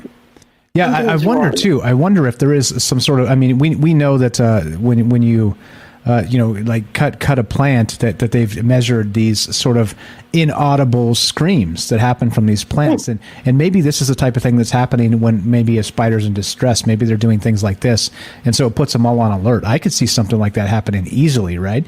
And so it may be if they share webs and they touch, the corners of the webs touch, they can share that vibration. But maybe there's some sort of like auditory something, something going on. Yeah, pretty wild. That's a pretty wild story there. But I weirdly enough too, then we get to the internet, right? And you start thinking in terms of not just the web, the spider web, but the World Wide Web. And you know, we talk about consciousness and we don't even know what it is. But what if that starts to become sort of like James was describing, sort of like a paranormal attachment or something to the effect of when we do imbue those tools with our essence, that's happening now, not just from me and you, because we're on the internet right now talking. What's happening from every person in the entire world? So what does that mean? Is it somehow, some way, when the internet finally wakes up as its own, you know, Cthulhu monster or something, is it us that maybe actually willed that into existence? Like, that's a pretty crazy thought there too, huh? The power that you're suggesting is unbelievable. I mean, that we could have some sort of worldwide consciousness is possible, probable. Who knows? I mean, it's going there. And soon as they start, you know, reading our minds and, you know, tapping into our consciousnesses, you know, with all their tools and all their technology and all their research, God only knows, you know, that with the metaverse, I mean, we could really have some collective amazing things or horrible things. And where could this go wrong? You know, but I think we could start. Yeah, I mean, who knows? You know, from the spider web to our brains to through the internet, it could all be interwoven. And I think we are somehow organically interwoven for sure with the earth and the creatures on it. You know, but now we're going to be artificially, perhaps, connected consciously. It's some sort of a collective conscious. Yeah, actually, that's the word that I was thinking of, that term that I was thinking of before we started tonight, and I kind of forgot it as we were going down the long and rambling road here. But I think that's a good way to put it. Is it's sort of that collective consciousness of not just maybe the spider, say, and the web, and you know, this idea of, again, back to the embodied cognition, but past that, this idea of maybe a collective consciousness of not just, you know, one species, like it's a interplanetary connected consciousness. You know what I mean? Like that, that would make some sense to, like you said, how the spiders got aggro when you were trying to take them out. They were like fighting back, you know, like maybe there was that sort of aggressive sort of posture just that was communicated between them. That's just, I mean, it stands to reason. It makes sense to me. Again, how do you measure that? The hell if I know. But I think it's definitely fascinating to think about. What else you got for us, Daryl? You said you had a list. I think I hit it. Let's see. Well, connected spiders and snakes. All the songs. I don't like spiders and snakes, and that ain't what it takes to love me. You know, all the nursery rhymes. I put a couple in the... Oh, I remember one more thing. That's right. When Harold Vellikatz was doing his research on the Morgellons subject, he had asked a remote viewer, I think it was... I can't remember the exact story, but he asked a remote viewer to describe what the Morgellons looked like in somebody's body, for example, like in their stomach or whatever, you know. And they actually drew a picture of a human head on a spider body. And it's pretty, like, you know, gruesome looking, you know.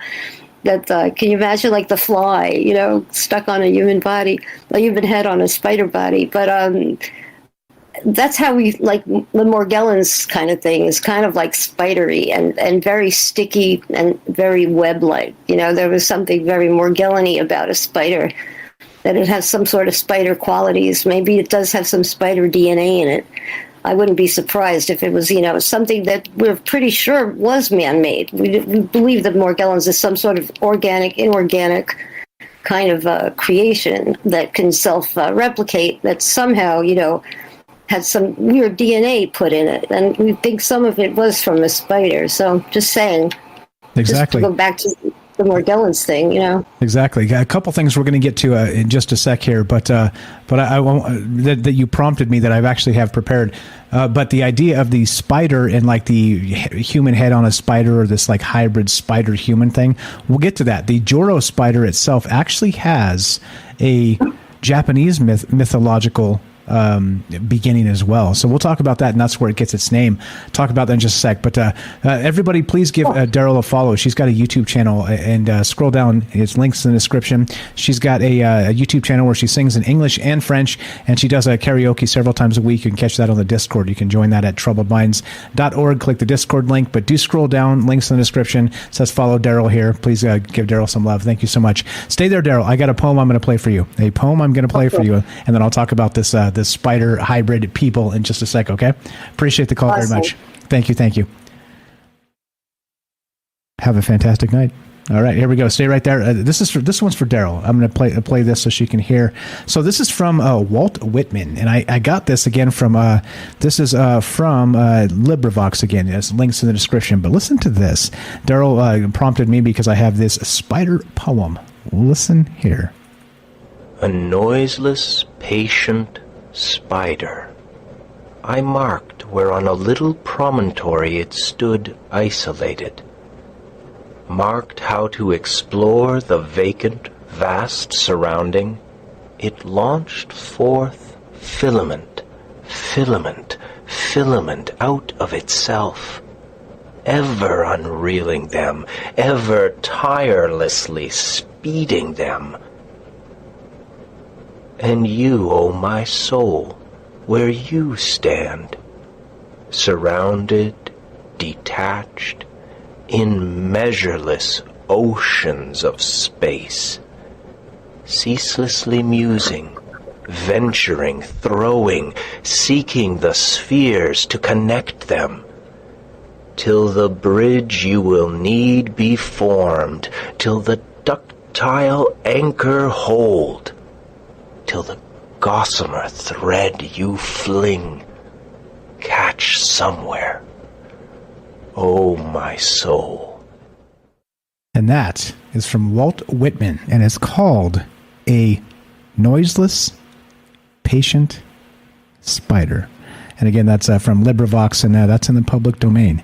So there's some amazing stuff you can find if you do a little bit of digging in public domain stuff. So thank you so much again for the phone call, Daryl. We'll get to the spider here and these spider hybrid people and the rest of this. But before we do that, let's go to my good friend Mike in Colorado. Algorithm, are you there? Test 1 2. I am here. Test 1 2. What's going on? Spiders. You got spiders on your mind tonight? No, I kind of do, because I was listening and you are cutting out, my friend. Let's give it a sec here. And try Discord again. hates me sometimes. There you go. So, yeah, perfect. Go right ahead. So when we don't want spiders to come to us, they always come to us. So it seems like so there's that attraction or repelling the thing. So we don't want them. They're like, hey, what's up? How you doing? Yeah, and you started to touch on that a little bit. And I was in pest control for a while. Before that, though, anytime a spider would come into my domain, I would put a glass over top and slide a piece of paper and take it back outside. And I did that for years. And I was ground floor, and I haven't seen spiders since. So I think there's something to that energy. Yeah, so they sense it, and somehow that it tracks to me. I mean, I think that when somebody's wants to do you harm, and maybe it's an energy. We kind of talked about it in some other past shows with James. He does the paranormal show, and he's like, it seems like that there would be sort of that negative energy in the air, like sort of that, violent electricity per se. I don't think we use those words. I just made that up right now. But I don't know. It seems like if you pay attention, sort of in that, like Yoda says, when you are calm, when you are at peace, you will know. It seems like maybe that is something to this idea that we know when we're in danger because the danger's in the air. You know what I'm saying? Absolutely, and the more that we focus on that, then the more it's going to come to, in my opinion. Yeah, it definitely tracks. What about this idea about thinking spider webs? Have you heard of this before? And so the scientific term is actually embodied cognition. And it's a thing. It's like they're actually discussing this as a maybe juice sort of thing. But scientifically, I don't know. Does that seem wild to you? It doesn't. Nothing seems wild to me in 2022, unfortunately. But I hadn't heard about it until tonight, and I'm glad you brought it up. It's something I wrote down that I'm going to take a look into. Okay, all right. I'd love to hear your take when you do some digging. I appreciate it very much. What else you got for us tonight, Mike? Just thank you for the show. You bring a lot of good people together. You're titting on a thing that most people don't even pay attention to, and I think everybody who follows you is better for knowing you. So keep up the good work. Thank you so much. Thank you for the call. Appreciate that. And you as well. That's Mike in Colorado, Algorithm. Please give him a follow, guys. I'm going to get his YouTube channel and link it in the chat. He does good work over there as well. Popped into his show. I think it was last Thursday, something like that. Go say hi. He's got a good group of people over there as well. And a lot of them are actually here with us tonight. So thank you, Mike, for being a champion of this show and getting behind me and telling me I'm doing good work. Hey, that's how you get bonus points with me. You tell me I'm doing good work. Appreciate it. Great call, my friend. All right, so I will grab that. Hold on. Before we do this, I want to make sure I get this and don't leave this out. So if you want to, please do give Algorithm a follow. And so let me get this.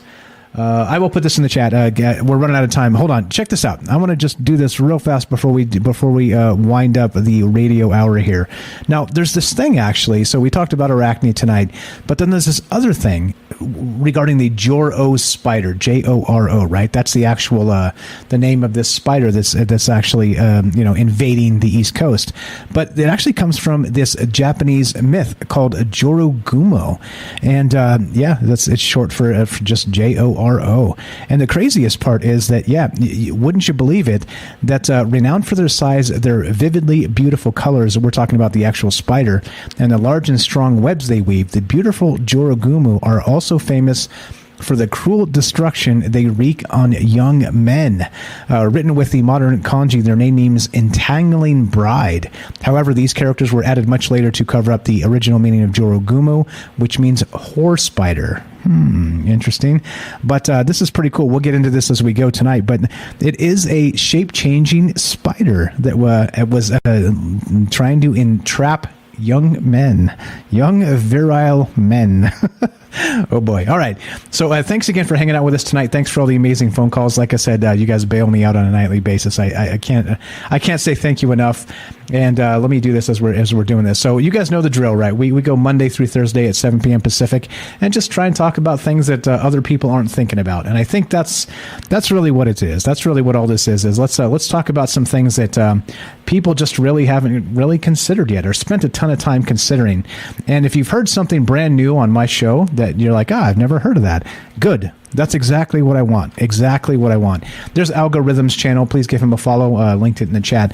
Well, that's what this is about. It's about, one, learning things for myself. It's about hopefully bringing some new ideas to you that you may or may not have heard of in the past. And that's how to me, that's how we get together. That's how we grow. That's how things become, let's say, something better for the future. We got to learn. We got to do our thing and never stop learning. Never stop learning. Hey, we got air in our lungs. There's time to learn. Go get it. So, as we finish, it goes a little something like this. If you're listening to us on the Fringe FM, stay tuned for Joe Roop and Lighting the Void. If you're listening to us on any other platform, including the podcast feed, stay tuned for a third hour of Troubled Minds. And as we finish, be sure, be strong, be true. Thank you for listening. From our troubled minds to yours, have a great night.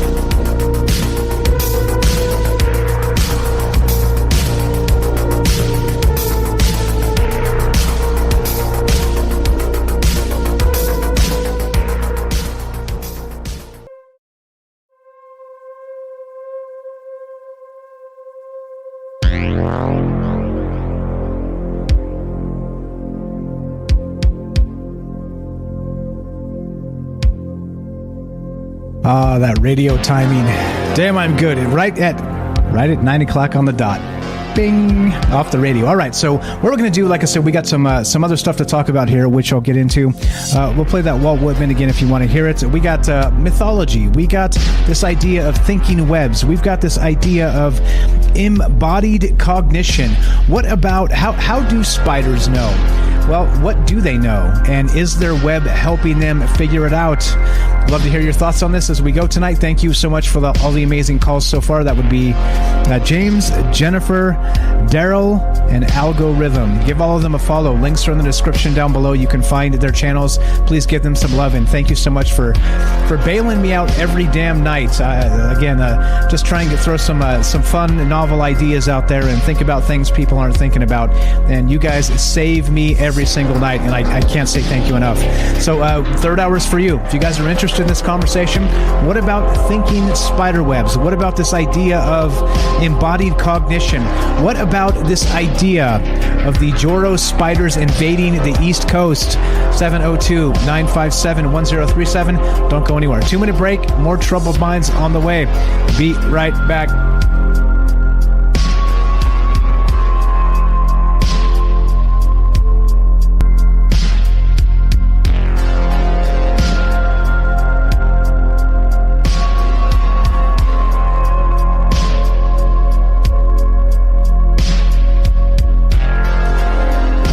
Welcome back to Troubled Minds. I'm your host, Michael Strange, and we're streaming on Rockfin, YouTube, DLive, and Twitter. And this is the third hour, so if you got a potty mouth and you can't help yourself from cursing on the radio, now is your time. I see you there, Kelly. We're going to go to you in just a sec. I think Jack beat you here by just a smidge, so let's go to Jack in Oregon. We're still talking about this idea of spiders, thinking webs. What's going on with this? Jack in Oregon, welcome to Troubled Minds. How are you tonight? Oh, shit, spiders. Spiders. Oh, man. You got a special relationship with spiders? Well, I like the fact that they kill all the flies. I'd much rather have spiders than flies. Okay, all right. I'm with you there. They do, like Daryl was saying, they belong here. They're not here by accident. They're part of the whole, right. The whole, right? They're definitely part of the whole. And yeah, I mean, they stay out of the way naturally. Like spiders will weave a web around your walkway out the door, and everybody knows this, right? Yeah, so because they don't want you kicking the web open, right? Like if they did it right, you hit it once, you hit it twice, they learn and make a little creative thing in the corner. I don't see why you're so down on spiders and they're scaring us, Mike. Hey, well, okay. What about the idea of thinking spider webs? Now that's something different entirely. That's not really down on spiders. I think it's a fascinating thing to talk about. Well, that's what I'm talking about. Pest control, right? Right. I mean, you could take it to that level and just be like, we could talk pest control. I mean, that's fine. But that's really not what Troubled Minds is about. What's up? Dave in the chat says, I think spiders are psychic. How about that? Do you think spiders are psychic, Jack? Well, I know that I like,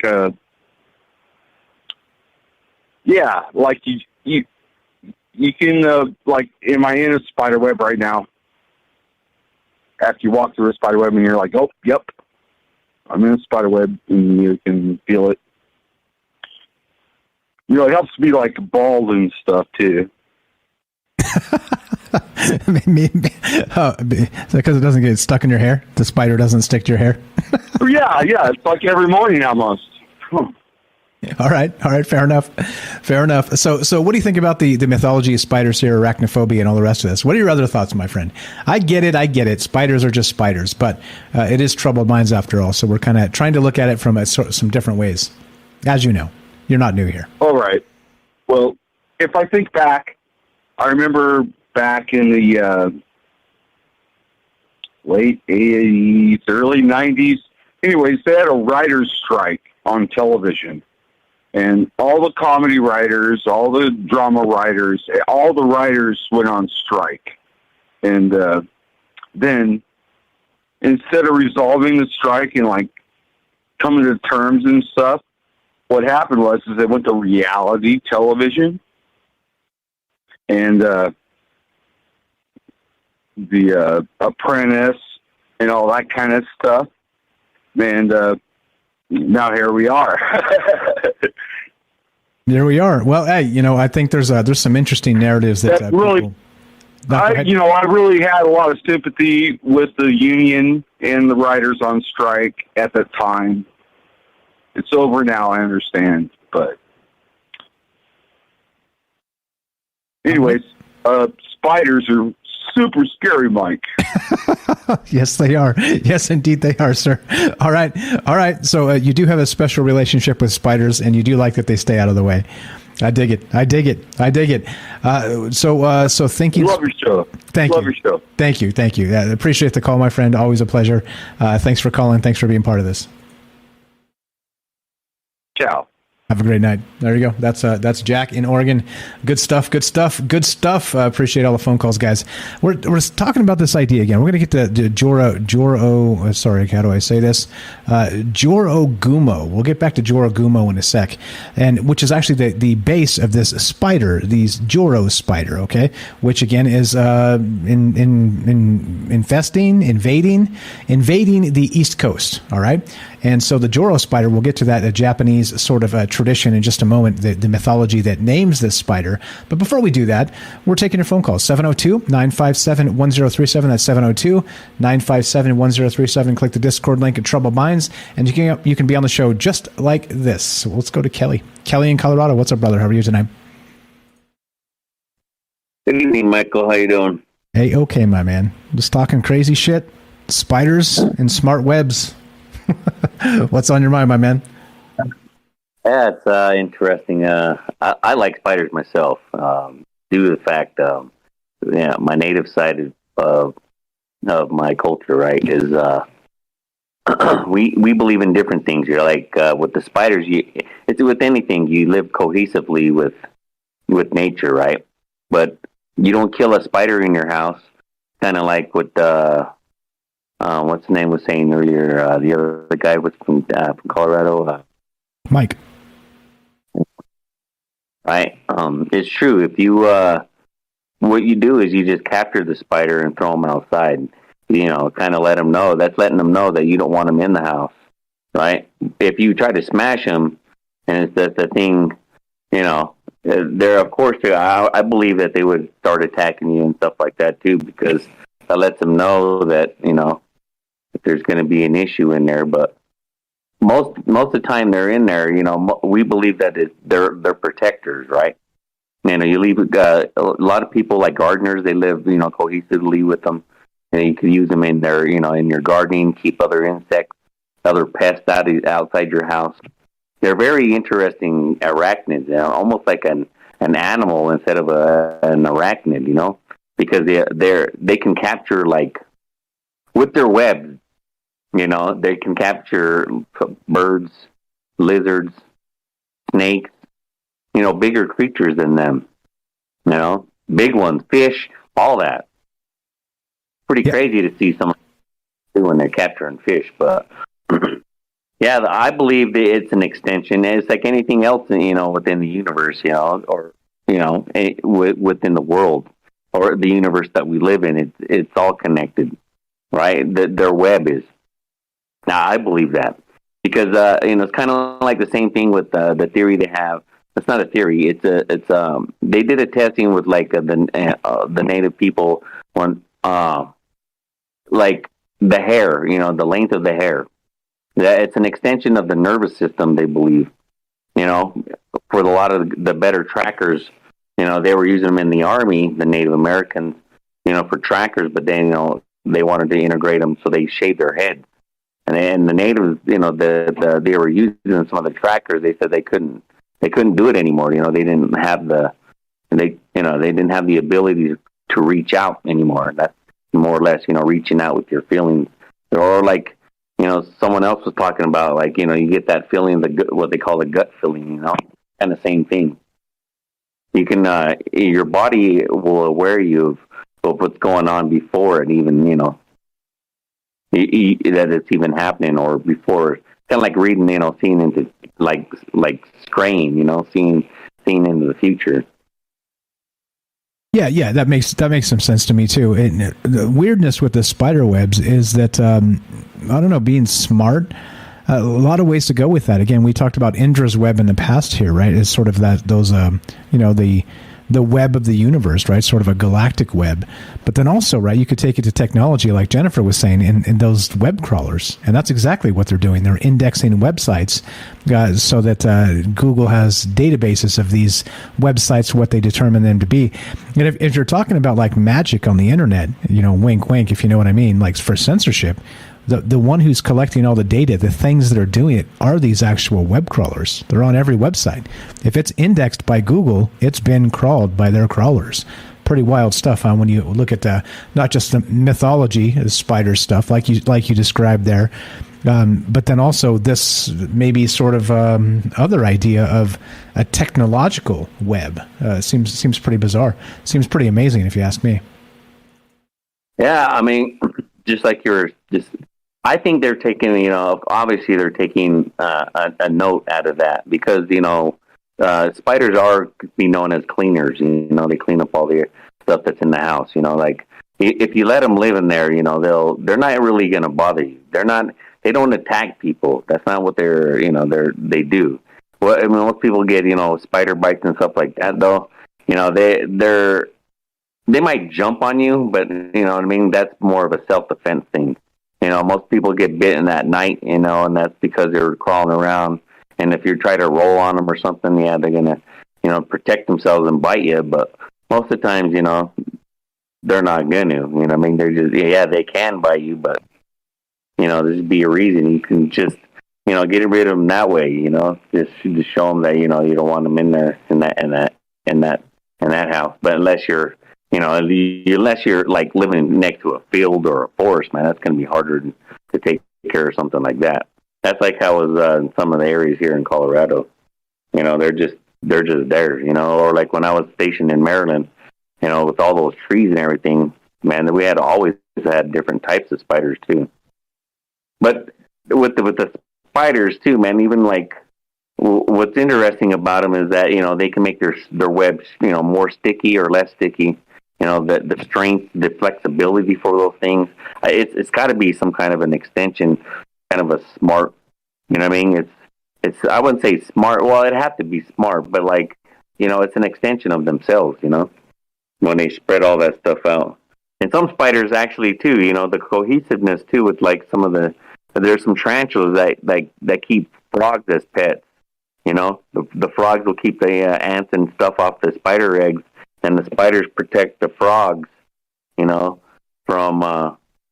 So that's that's kind of people would ask if they have a consciousness too, like with animals. But yeah, spiders, giant spiders like that keep frogs around. They, we live cohesive with them again with like gardeners. You could use them stuff like that. But a lot of them, it's pretty crazy, man. And then different things you could get rid of the spiders too after you're you think you're done with them, you can bring in ladybugs. A lot of people here in Colorado use ladybugs. Like the ladybugs, like I think, like the red with the black spots? Yep, ladybugs. How come? I'm not sure what you mean. Do they fight them off? They can they get rid of some spiders, that are within that are not wanted, or other insects that are inside the plants. They use ladybugs to do so. So it's just an exchange of insects, where you can do that. Like the invasiveness. That's the thing too. With they can spread out and like almost make a parachute, and they just catch the wind, and that's how they all started traveling. Yeah, that's these Joro spiders. That's what they're saying. That's how they're traveling all over the East Coast. They're saying they're like, the term invading, right, is clearly like it's just hyperbolic to get clicks, But I mean, like I said, they're here in Colorado. Like you live near the woods, they're here. They were here before us. I mean, it just is what it is. But that's how, like you're saying, they jump on the web and just hit the wind, and they're gone. Right? They'll carry them who knows how many miles. It's pretty crazy. Yeah, so I kind of think of that too, and like on a galactic thing. So we're go back to the interweb, right? Everything is connected. So maybe each galaxy is just a spider web that was a spider that spread out, and each galaxy is spreading throughout the universe on their own web. Pretty interesting to think about. Yeah, pretty good stuff. So you do think that in some terms that the idea of a spider web sort of being maybe not conscious but part of the spider's consciousness, you think it tracks? You think that there's something to this, and that like we were describing earlier tonight, that they know from the vibrations when you're walking by. Like Jack said when he just called just before you popped in here, he said like they know to stay out of the way, right? They kind of just want to hang out in the corner and clean up the mess, like you were just describing as well.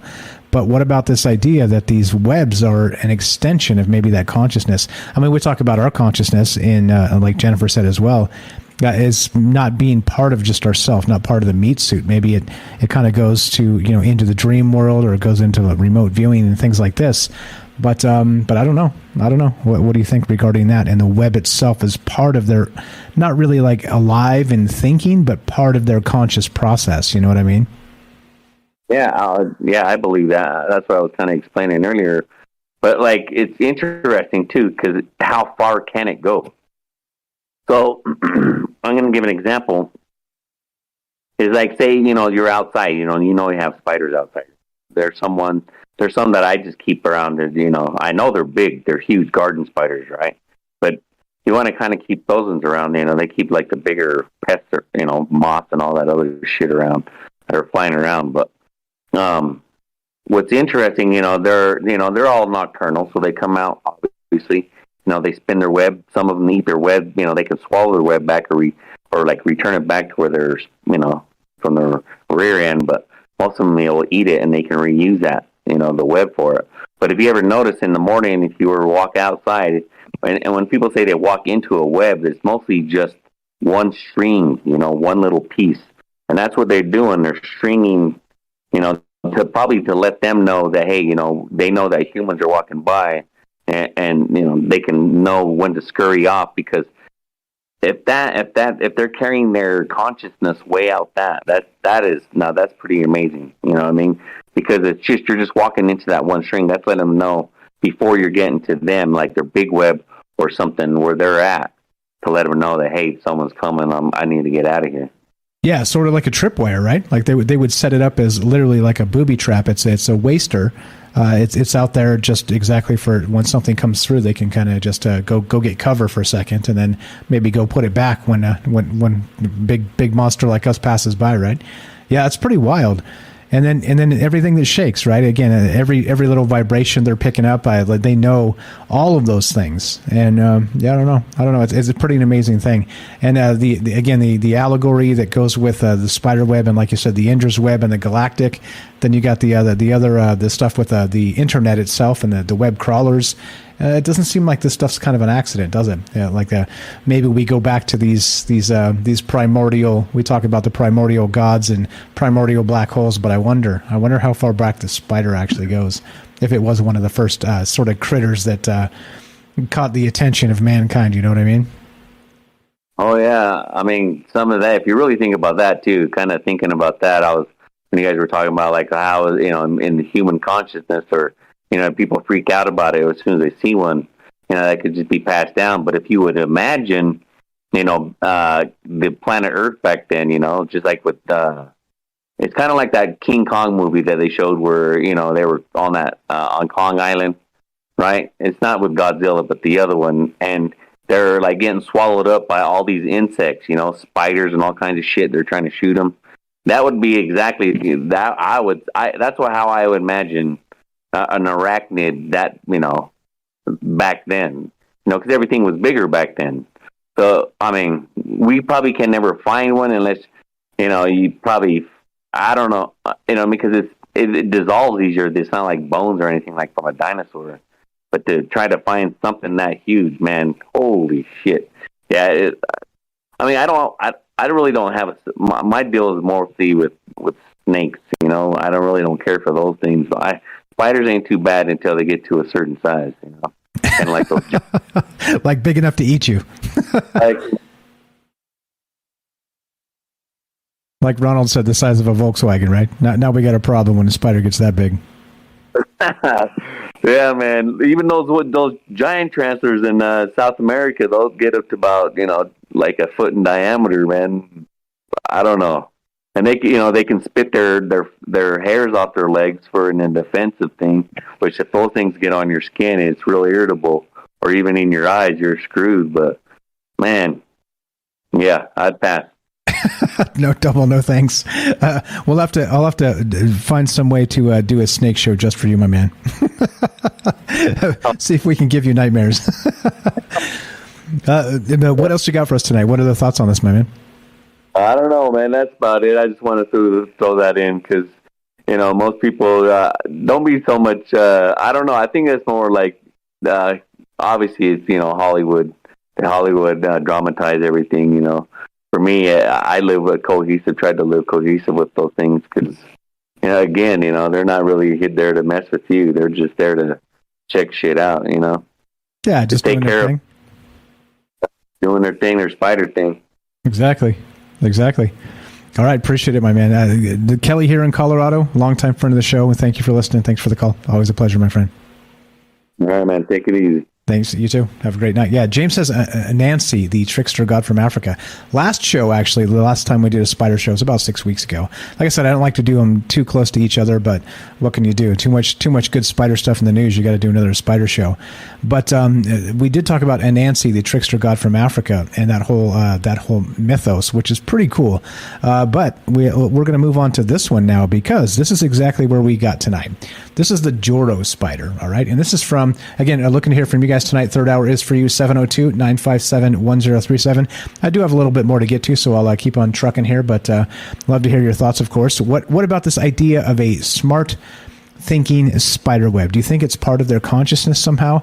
And what about, again, sort of the galactic web in terms of maybe Indra's web, or what about the World Wide Web in the terms of, like Jennifer said, the web crawlers that are out there sort of stitching the internet together through the digital web.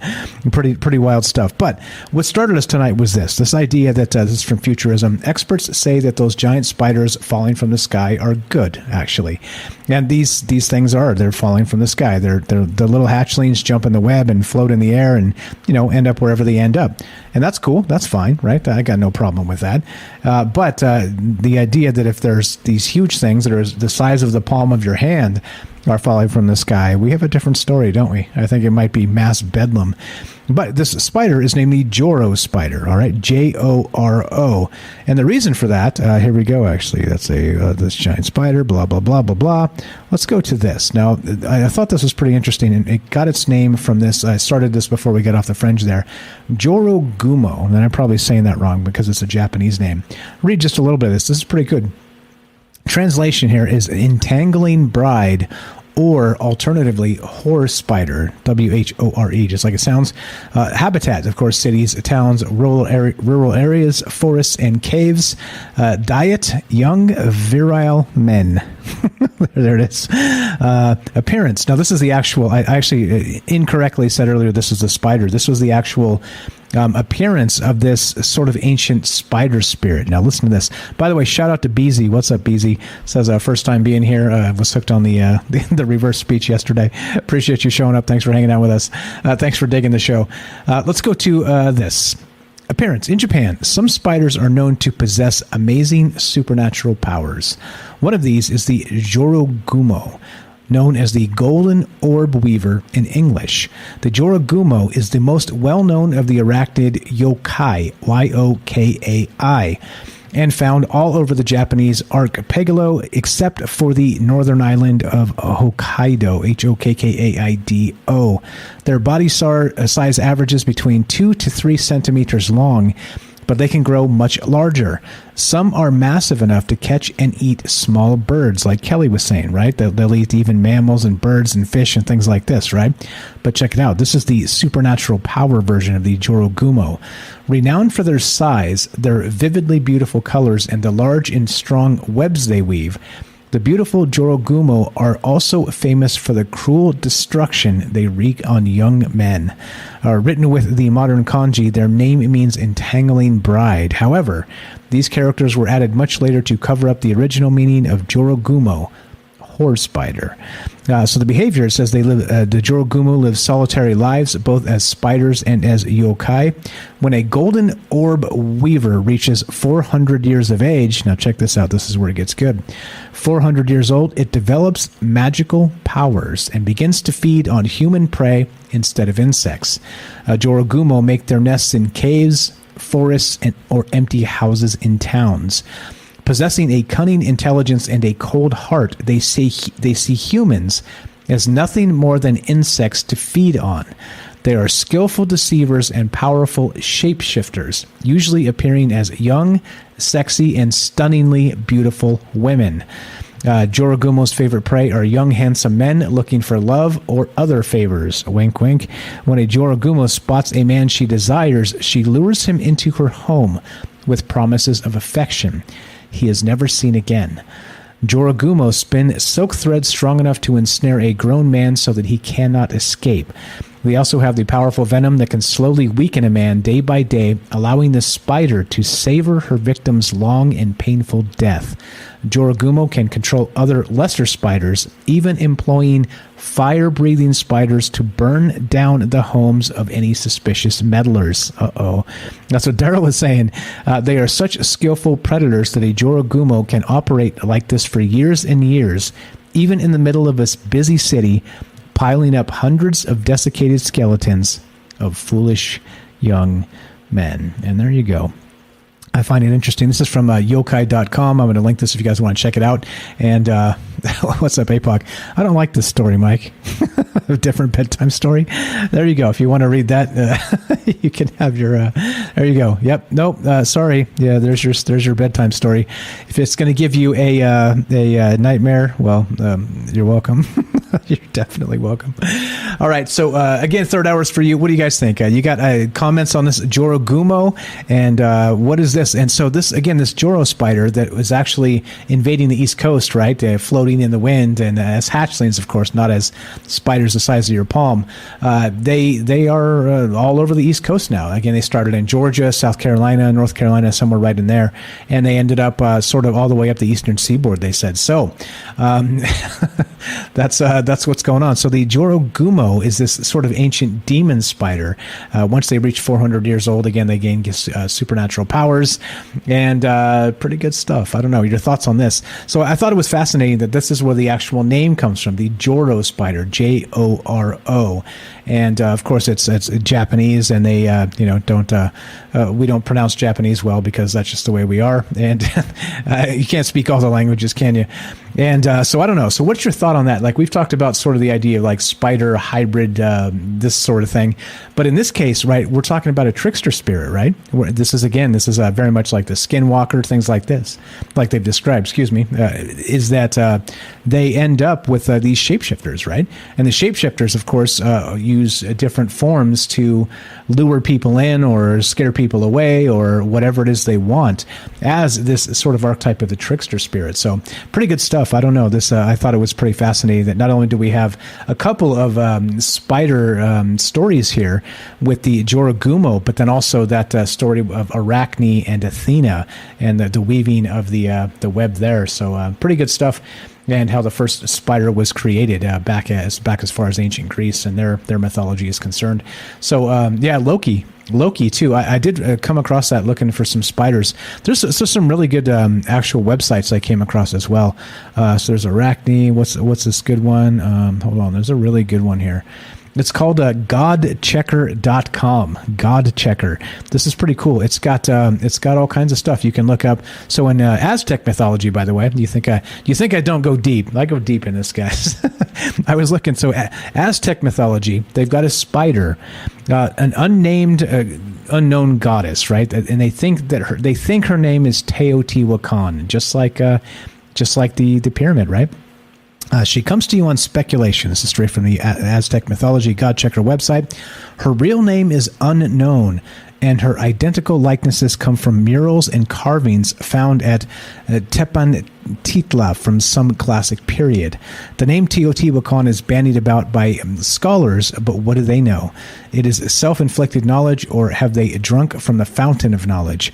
Veering towards the iguana of ignorance ourselves, we take nothing for granted, although a nice fat research grant could work wonders. So what we are left with is a well-decked-out spiderish deity surrounded at times by small figures engaged in matters of jollity amidst blossoms and butterflies.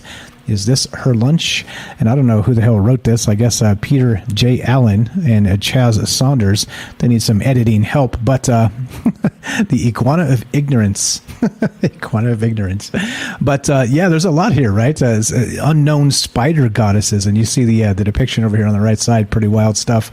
What else is there? Let's see. We've gone down through mythical spiders here. We got Joragumo, of course, we just talked about. Anansi from the West African tribes. We talked about that one last time. There's the spider grandmother from the Hopi Native American mythology and belief system. And Arachne, of course, we talked about that tonight. It's pretty crazy here. It's pretty crazy here. That there's a lot of these sort of ideas that where it begins is with spiders weaving webs. And you tell me, love to hear your thoughts on this. We won't do spiders for a while. Just they were in the news with all this, and I thought it was appropriate to do the spiders because we actually have this thinking webs sort of situation.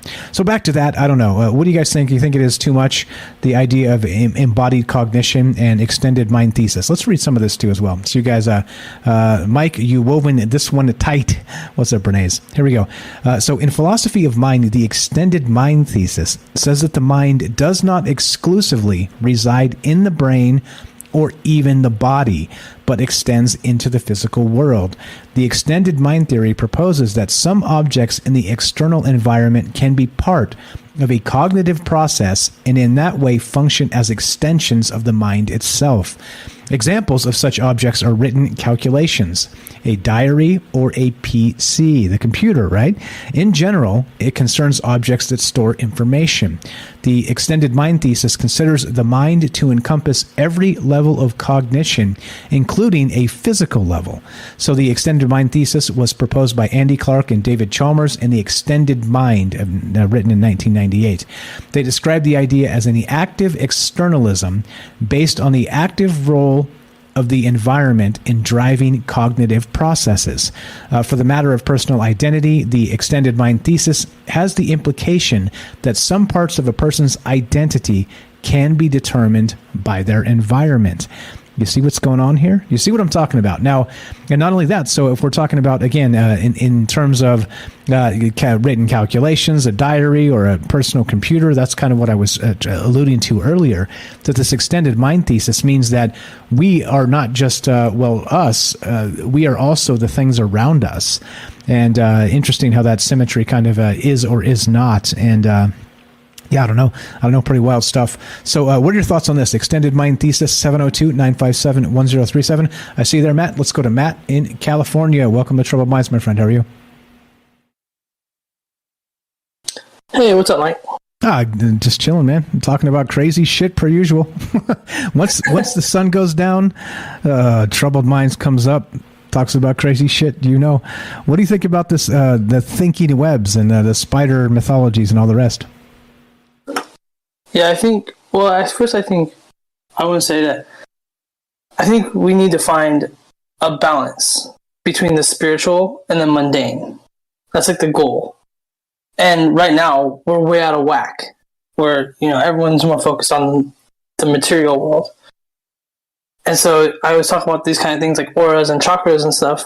But something that Kelly brought up that I was really interested in, he was talking about the Native Americans, the hairs, and how when something like that, they went into battle. They wanted them to go to a war to fight because they knew the land better.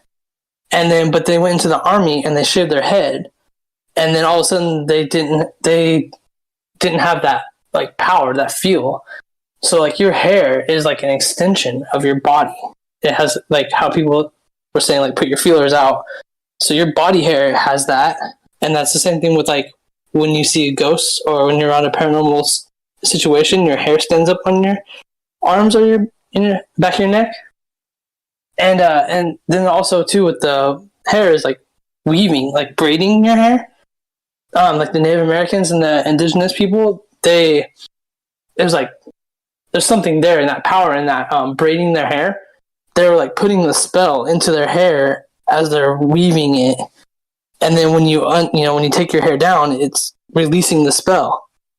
And so I read a thing about if you braid your hair at night before you go to bed, your hair will grow longer because it's like, I don't know, it's straight. And so I was learning how to braid people's hair, and when I tried to braid my own hair, I got like really frustrated because it's difficult to braid your own hair. So I started braiding other people's hair, and I figured it out, I started to like relax and be more calm. And it is kind of like you're weaving like the spider web, weaving into someone if you're braiding their hair. But that was kind of cool. Yeah, that's interesting. Again, you know me. You see me. I've never had long hair. It can grow long. It just it becomes what a tangled web we weave, right? So I've never liked it long, though I could. I just it's a pain in the ass sometimes, isn't it? Yeah, it's definitely you have to take care of it. Yeah, and I have heard that. Like a pet. Yeah, exactly. And again, I don't have patience for that shit. But I have heard the thing you described as like hair, like a longer hair is sort of that antenna. I think that was part of the Vril Society, right? I think that came up as some of the mediums, at least the initial one that brought up the Vril Society and that idea. Part of what their, that religion or whatever you want to call it was that they had to have super long hair because they determined exactly like you're describing. It was sort of like an antenna. It was a way to sort of reach out and contact as like more very much like this idea of a spider web would be, right? I mean, and so you can say our hair is alive. Clearly, it's growing, but then once you pluck a hair out and throw it on the ground, is it still right? And that would sort of be like a spider web, wouldn't it? Yeah, just putting it together to the spider web, because I also, like we were talking about, like your consciousness being outside your body, and I believe in what I was saying with like Eastern mysticism, and they talk about auras and chakras, and what you're saying, like the extension of your body, your energy, that's what that is called the aura. And so I guess how I say it was, just imagine, you know how people say like stay out of my bubble or stay, and it's 26 feet. Yeah. So just imagine, an egg shape around you, all around your body, up and down, and that's your aura, your energy. It goes out aside of your body. You have different layers, and so that's your aura. You can feel people's aura, and that's what I was talking about. Like you walk into a room, or you feel people. Another good analogy is if you ever watch the cartoon Dragon Ball Z, that shows you, like, that's exactly what it looks like, the aura. It's like energy around you. And just studying this kind of stuff, I learned it to be able to feel auras, and also like eventually learn to see auras.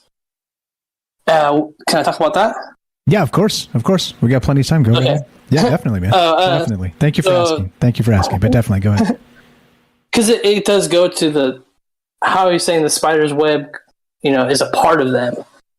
So we were talking about auras. So if you want to see aura, it's weird because you think it's light. You want a black, like a dark background, but actually you want to have a white background. So like a white wall, or like put up a white sheet, and then you have your partner, and then you stare at the person. You look at their nose, the tip of their nose. You stare there for a while. You kind of do like, you remember those magic eye where you like hold the book up to your face and then you cross your eyes and then you pull the book away to see, like you cross your eyes. And then you look towards, like kind of use your peripheral vision. Don't move your eyes, but use your peripheral vision to look more towards their, like their ear and their shoulder areas. And that's how I learned where I would see my own aura in the mirror. like around my ear, shoulder areas, and it's like a white light. And then from there, you can kind of once you practice enough, you can figure that out, and you see auras around a lot of people. And then also practicing on people, like when you're at a like say you're at like a concert or like a stadium where you're sitting in a row and you're facing the stage, and people are in front of you. Try to focus and see if you can see their auras, like, and they're not staring at them because you're staring at their back. That's how I practiced. And then I got to the point where I was able to see. I have to focus it, but there's sometimes I can and sometimes I can't. But I see people's aura. And so a story I have is that I went to this bar and there's a new bartender there. And like when I saw her aura and her light around her. It wasn't the light, the colors, it was the pattern. It was like jagged, like rigid. And I'd never seen that before. I was like, whoa, that's kind of weird. And so got to know her and got talking to her and come to find out that like she was in a car accident and that she was like, they told her that she wasn't going to walk again. But then she ended up, breaking that and walking again. And so I'm wondering if I was seeing like her damage inside of her aura. That was kind of weird. Yeah, that's pretty wild. So you were actually able to perceive a fractured aura. That's wild, man. Wow. So I was going to ask you before, it was the question on my mind, but you actually answered it before I could ask it. And what I was thinking is, so you do have to focus. It's not something that you can just like look around a crowded room and be like, blue, green, orange, jagged, this, that, the other thing. You do actually have to maybe enter some sort of meditative state to be able to see this, right? Yeah, it is crossing your arms, and again, how do you get to Carnegie Hall? If it's something you want to do, I can help you, and you know where to find me.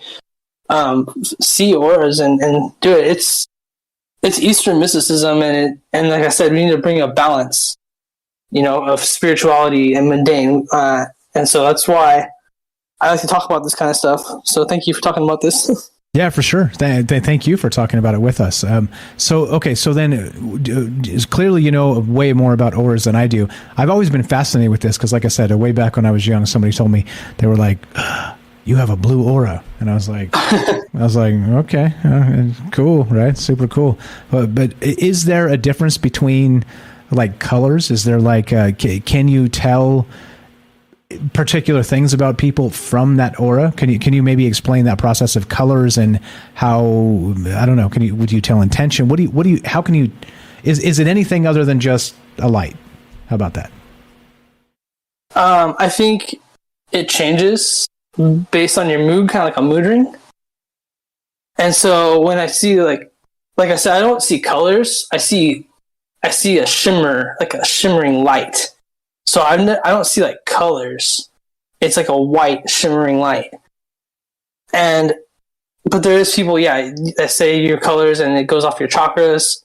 And if that's a study, you have to study each chakra is a different color and it means different things. Okay, so you can go through all the colors, and you have to research it to learn what each color means.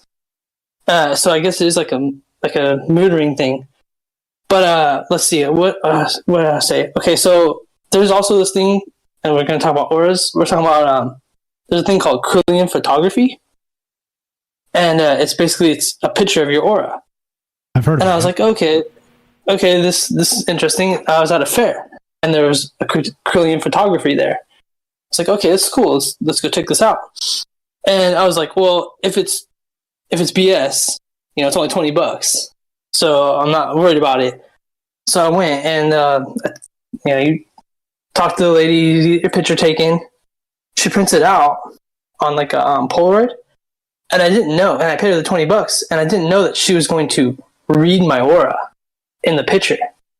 And so she told me, she said, she was like looking at my picture and she's like, oh, I see that. And she said, because, so like, it's like layers, like a tight layer around my head, around my body was like purples.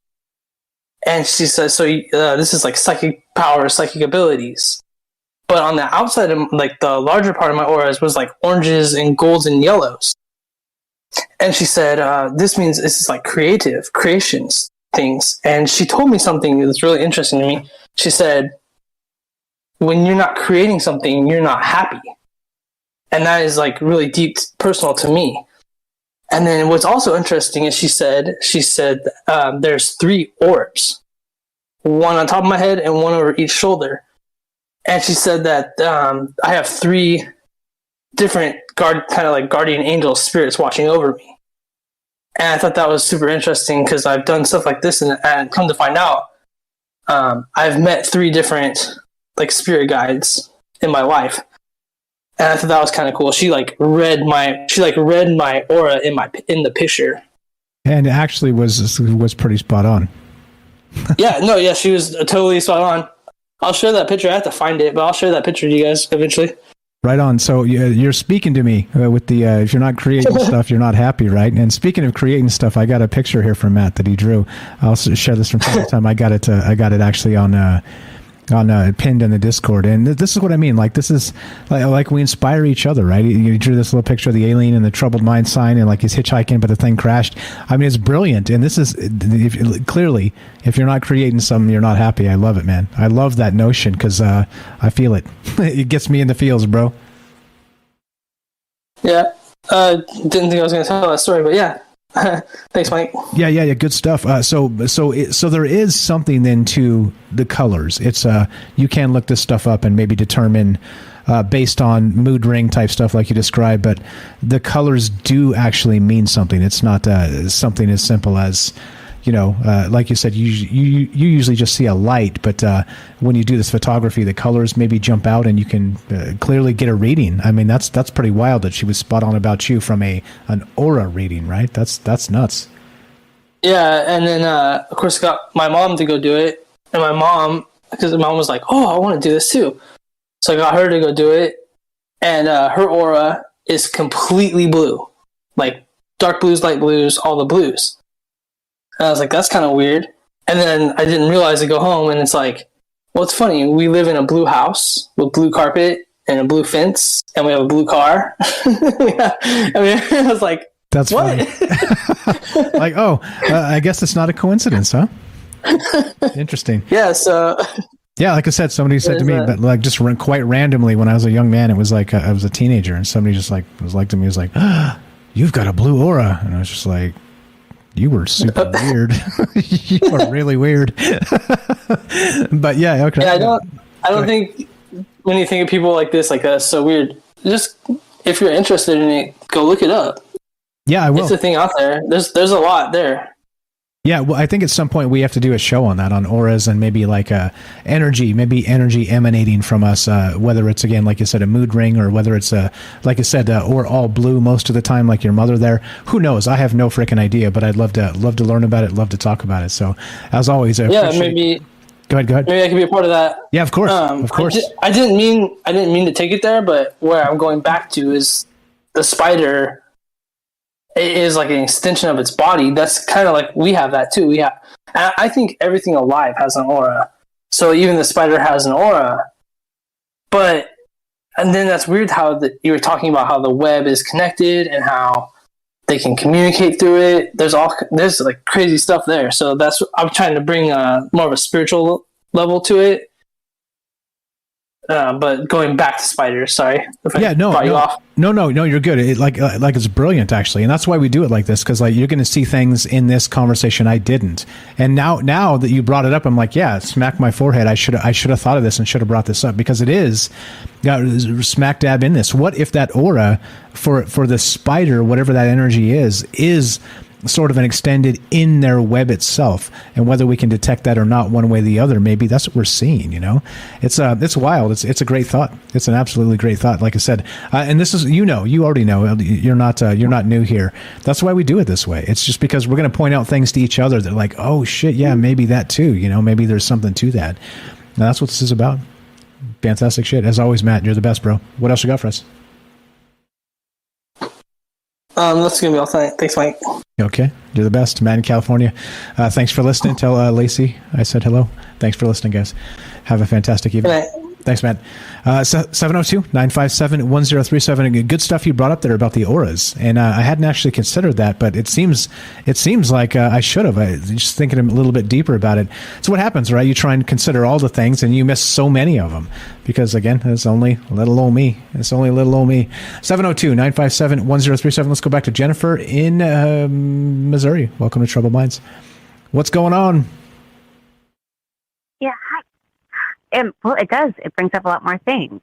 Like, if you think about the spider excreting out the web and then using it as a sensory thing, and if you think about, like, everything everybody was afraid about with witchcraft and everything, that if a sorcerer should get a hold of your hair or your nail clippings or your blood or anything else, that they can do stuff to you from a distance is what everybody was afraid about, you know?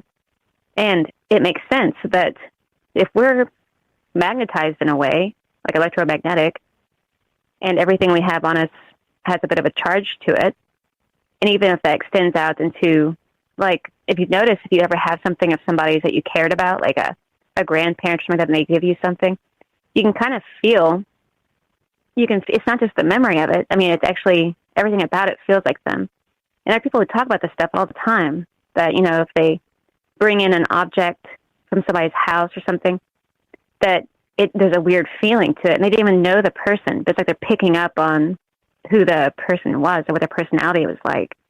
And the same thing with that, like, extension with voodoo and witchcraft and stuff. Like, from afar, you're being affected because they have a piece of you in a way. Like, they used to say that, like, if you cut somebody's hair and you throw it out in the yard and the birds make a nest with it, they'll go crazy. Like, the person will go crazy. I've heard that before. And then, too, with the aura that Matt was talking about, I think what's really interesting about that is that people who live in, like, I've heard this said before, that people who live in smaller communities where they're more spread out, that it may just be a comfort thing, but they feel very comfortable as long as they're not too close to other, like, not, you know, if they move to a city, for example, where everybody has a tighter space, like, they can get really up close to each other and it doesn't bother them. But people who live in communities that are more spread out and sprawling, they feel a lot more uncomfortable, like you're too close. Like, they have, like, a personal bubble thing. And so, like, in cities where people are forced to be kind of really tight, close to each other, they don't notice it as much. But people who are used to being kind of farther away from each other, it makes them extremely uncomfortable and edgy. They have to stand up and, like, get away from the situation. So I wonder if it has something to do with that too. But yeah, it brings up all kinds of interesting ideas as far as the, you know, like the web being an extension and our own bodily things like fingernail clippings and, like, hair, like Matt mentioned, that even from a great distance, like, say 100 miles, if somebody had a piece of you, you know, that's the fear that everyone was afraid of with the whole sorcery thing. So yeah, there might be something to that. It's like the voodoo dolls, right? Sure. You got to have hair and like a piece of their clothing and something like this, and you can stick the doll and break your back type of thing. That's what they say. That's what they say. So I think that could be something to do with that. Makes sense. Yeah, it does. I'd never actually heard the thing with the. Okay, I appreciate it. Just real quick before you go, I'd never actually heard the thing with the if the bird got a piece of your hair and made a nest with it, they would go crazy. That's an interesting thought there. So it is maybe somehow, some way, the energy's emanating through. Yeah, that's wild. That's pretty wild. Never heard that. So they tangle, and then the tangling of the hair too, like that the fairies will tangle up your hair at night and, like, cause you. Like, they would braid, like the old grannies would, like, braid their hair to keep it from getting tangled, but also because, like, if the fairies were to, like, make a rat's nest in your hair, it would cause you all kinds of, like, distress. Besides just having to comb it out, I'm sure. Right. But yeah, that's enough distress for me. All that. Yeah. Amazing. Great stuff as always, Jennifer. I'll get off here. Appreciate the phone call. Thank you very much. There you go. Jennifer in Missouri. Again, she's got a YouTube channel. Check it out. A link in the description. I mean, look, this is, again, why we do it in this format. Like I said, all the clumsy, meandering imperfections of the ums and the ahs and me trying to get my thoughts together and try and give a coherent narrative of all this. Yeah, all that's acceptable to me because it's, one, people aren't perfect, and I'm okay with that. Number two, it's exactly for this reason. So we can get together and we can talk about these things. So we can actually start, you notice, right, as time goes, somebody brings up something, and then suddenly there's this whole other train of thought that kind of comes with it, and people kind of hop in and want to, but also that, and this, the other thing. And yeah, it's pretty wild. It's a fantastic idea, and that's exactly why we do this. And thank you again to all the amazing phone calls tonight. It definitely does make my world go round. And like I said, and I mean it, saving my ass on a nightly basis. So I appreciate you guys very much for one, hanging on every word, following even some broken narratives sometimes. Again, like I said, nobody's perfect, and just trying to consider things we haven't considered before. I'm going to keep learning. I'm going to keep trying to learn new things every day, and that's actually I wanted to point out too that. APOC said it at the end of last night. She's like, Mike seems really excited about this reverse speech thing, right? And you know why? It's because I learned something new. It's like that, It's like, okay, so not only did I learn that there might be something to that whole reverse speech thing, but also on top of that, that I learned something new technologically, and I now know how to get the audio file, the MP3 or whatever, and reverse it in the software that I use. So that particular thing, right? Like I've been watching too much Indiana Jones. But I get giddy as a schoolboy when I learn something new sometimes, because it sort of opens up all of this whole just new ideas that you hadn't even considered yet. And there you go. Let's see. What's up? Danny wants to know, I wonder what tomorrow's show will be. I didn't make it in time for today's calls. I don't know. Do you have an idea? If you have an idea, I'd love to hear. I usually don't typically have the shows going until the idea. Tonight I did because I was, like I said, this has been weeks and kind of in the making. But the idea of the spider web is an extension of the spider itself. But what about I don't know. Who knows? I think we got to put auras on the list for sure. Looking into some of that aura stuff, because I think that's pretty hot. I think that I'd love to learn about what those colors do mean. What back to when I was a young teen, and somebody said, you got a aura. I was like, oh, okay, whoa, back up. You're right.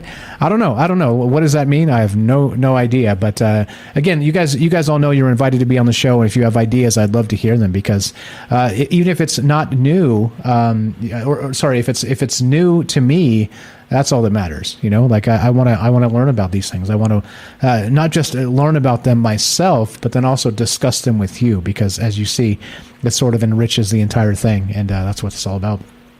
Vicky, what's up, says Joro spiders are not dangerous. They are in Georgia, not all over. They are palm size. Yep, the size of your palm, so they can be very large. Not the size of a Volkswagen, Ronald. Damn it, Ronald. But the size of your palm, which is kind of a big ass spider, if you ask me. I mean, it's not quite Volkswagen, but it's definitely large enough to get your attention if one walks up on you and stares at you sideways. You know what I mean? So I don't know. As we get down here, I know we got some folks in the chat that are still here. We got Kelly and Daryl and Matt. Anything you guys want to add, Kelly, if you're still there, before we finish this up? Just want to give these guys a chance at a last word. They've been patiently waiting in there, and if not, that's cool. Just want to make sure we share the airwaves here. No, Kelly. What about Daryl? You still there?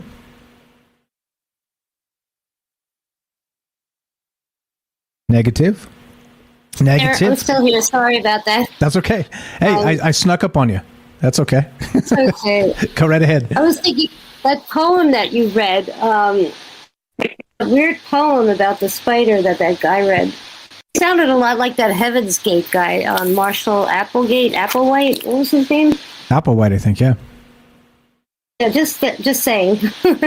Yeah, I can. It's Walt Whitman though, so I mean, it's hard to go wrong with that guy. But yeah, there's some pretty interesting things that some correlations to this whole spider bit. I do like how it kind of came all the way back around, and Matt jumped in with the auras, and how maybe that's exactly what's going on. We just are kind of too dense as people to really appreciate it or quantify it, right? And maybe the spiders have an aura, and maybe it extends to their web, and that would explain quite a lot of things as we discussed them tonight, huh? Exactly. Plus, I mean, think about how strong those webs are. I mean, the strength of the silk apparently is like, I don't know, or maybe it's not that strong. I'm not sure.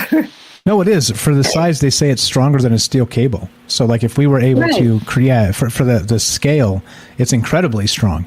And that's the craziest part. And they're creating it organically. Like, think about that. Like, stronger than a steel cable organically.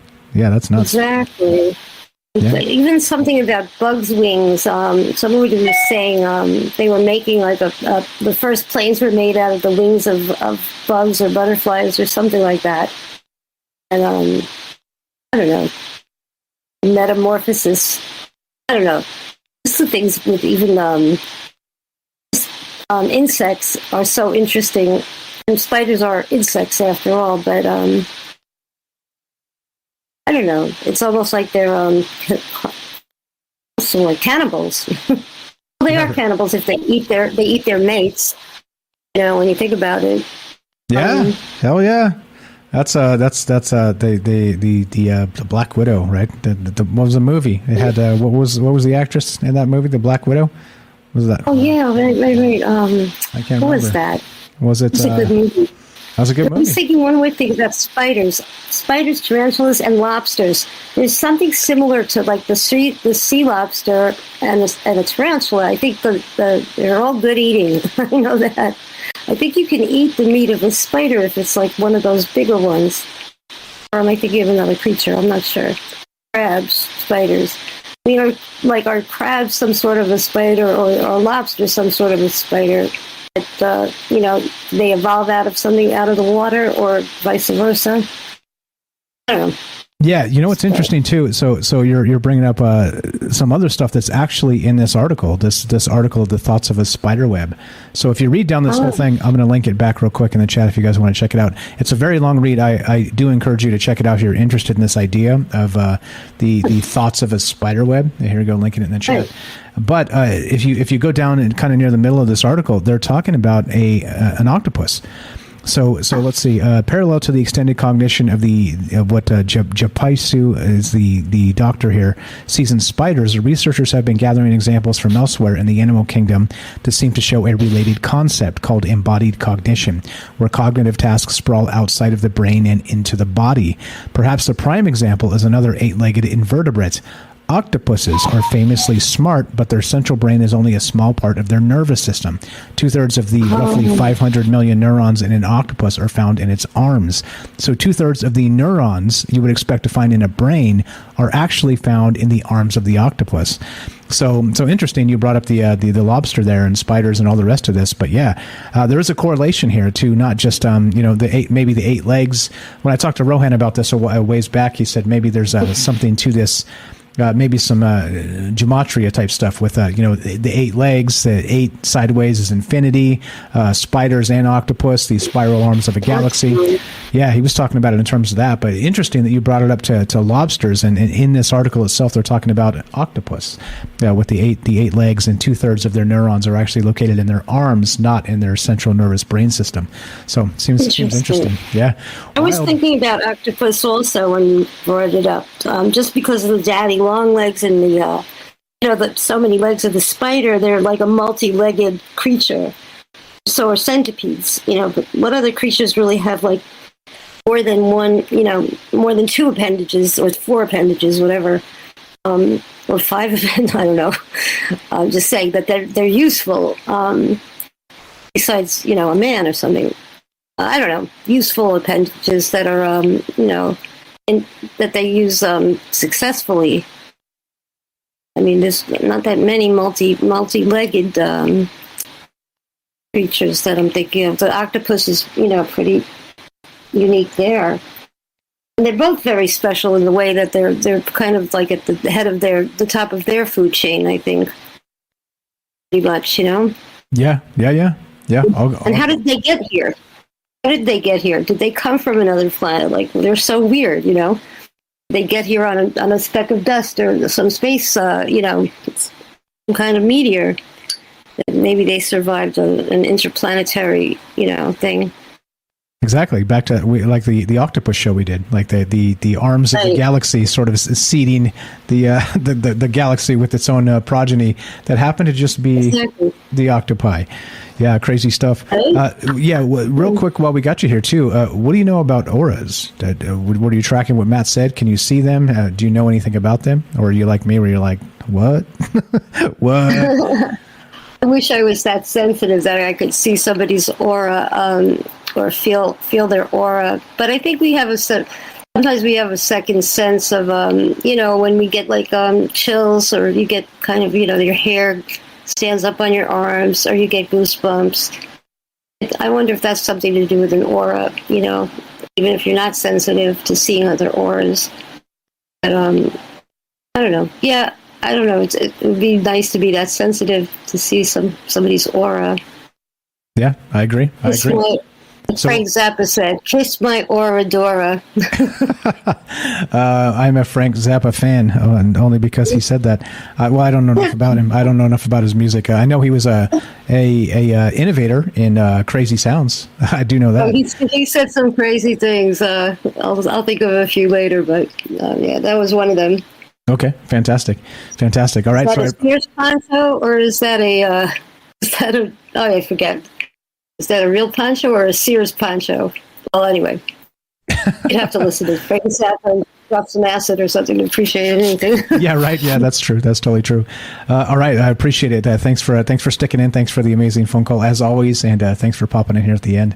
You got an outro for us, or are you just chilling? You can just chill. It's cool. I was just thinking. I was really appreciative of what Matt said earlier. Was it Matt that said, "Thank you for having these shows," and that was really nice what he said, and I agree with him. Thank you, and I agree with him as well, and also back at all of you, because again, I'm reading all the chat as we go.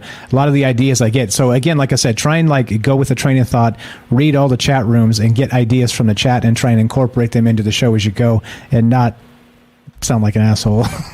It's hard. So I appreciate it. I'm reading all the chat. I do see you guys out there. So thank you for thanks for lurking, thanks for chatting, thanks for listening, thanks for all the amazing phone calls. It does make my world go round, and that includes you, of course, Daryl. Thank you so much for being part of this. And the conversation, like I always say, goes two ways. It's we're teaching each other things, at least giving us things to look into, and I think that's the important part. So great stuff as always. You're the best. You're the best. Thank you. All right, let's get the hell out of here. So anything else, Matt? Well, we got you on. I don't know if he bounced or if he's still here. He's still there? Yeah, I just wanted to say, to finish off, the insect world is fascinating and terrifying. Yeah, exactly. Talk about so Anne Rice actually called it the savage garden, right? That was her term that she always used, and not really to describe as sort of the insect world, but just as like just like it sounds. This is a savage garden, right? Just shenanigans goes down. That's just like mind blowing. You're like, what in the world? Like if you really pay attention and think in terms of like people terms and see like the insect wars that go on. Holy shit, bro! You ain't kidding. There's some sick stuff going on. Yeah, go ahead. About animals, and you're like, I feel like a kid again. Yeah, exactly. And I appreciate it, my man. Matt in California. Good stuff. Thanks for just seeding the next conversation. Appreciate that as well. And I think Kelly popped back in for a sec. I saw him unmute. Are you there? You got a final thought for us, Kelly? I guess. Oh, yeah. Great one, Matt. Thank you. Just real quick with Matt, and I like the thing you brought up. That's pretty crazy. That's another thing to think about as well too. But another easy way, there was a guy I kind of delved into that a little bit, but because he lives in California, I don't know how close he is to the beach. But the guy was he said there was a test he ran, and some of the stuff, people that see auras, he says one of the easiest ways to see people's auras is going down to the beach, and because of the waves when they crash and that mist that it creates, it is kind of like a white wall, like Matt was saying. But yeah, because the aura is glistening off of that, and it's easier to see, and then the crash is causing a different aura as well. So when you have somebody's walking across it, it's like you can see their aura. It really stands out. So if you want to, I don't know, like I said, I don't know how close he is to the beach, but that's one way to see somebody's aura easier, is what they say. But another thing too, I just wanted to add too, is like thinking about, the human and the like hair extension and stuff, right? We're talking about that real quick with, it's an extension of the nerve. Just kind of like we were talking real quick in the show is like the story of Samson and Delilah, right? Samson lost his power, whatever he had when his hair got chopped off. A little bit closer to the mic if you can. You're cutting out, please. Yeah, but his hair got chopped off. He was, he lost his power, right? Yes, I hear you. Lost his powers. I don't know the names again. Samson and who? Who was it? Samson and Delilah. Okay, I don't know the story. There you go. Call me a knucklehead. I don't know that one. Yeah, he just had I guess godly power or whatever. But when they couldn't defeat him, but until they said his hair was the strength was in his hair, and as soon as they cut his hair off, he lost all of his strength. His superhuman strength or whatever his powers that he had. Interesting. That's have to add that to the list. Add that to the list of things to talk about. Pretty wild. Anyway, yeah, it was a good talk, man. I agree with everybody on that. So we'll see you guys tonight. You guys have a good evening. Appreciate it, brother. Thanks a lot. Kelly in Colorado. All right, let's roll it. Let's GTFO. So that you guys know the drill. If we do this tomorrow, and we're going to do this tomorrow, Monday through Thursday at 7 p.m. Pacific, we're going to, God willing, we got tomorrow. The bad news is we're done. The good news is, God willing, we got tomorrow. And that's what we're doing. So if you got ideas on shows or all the rest of this stuff, you can let me know.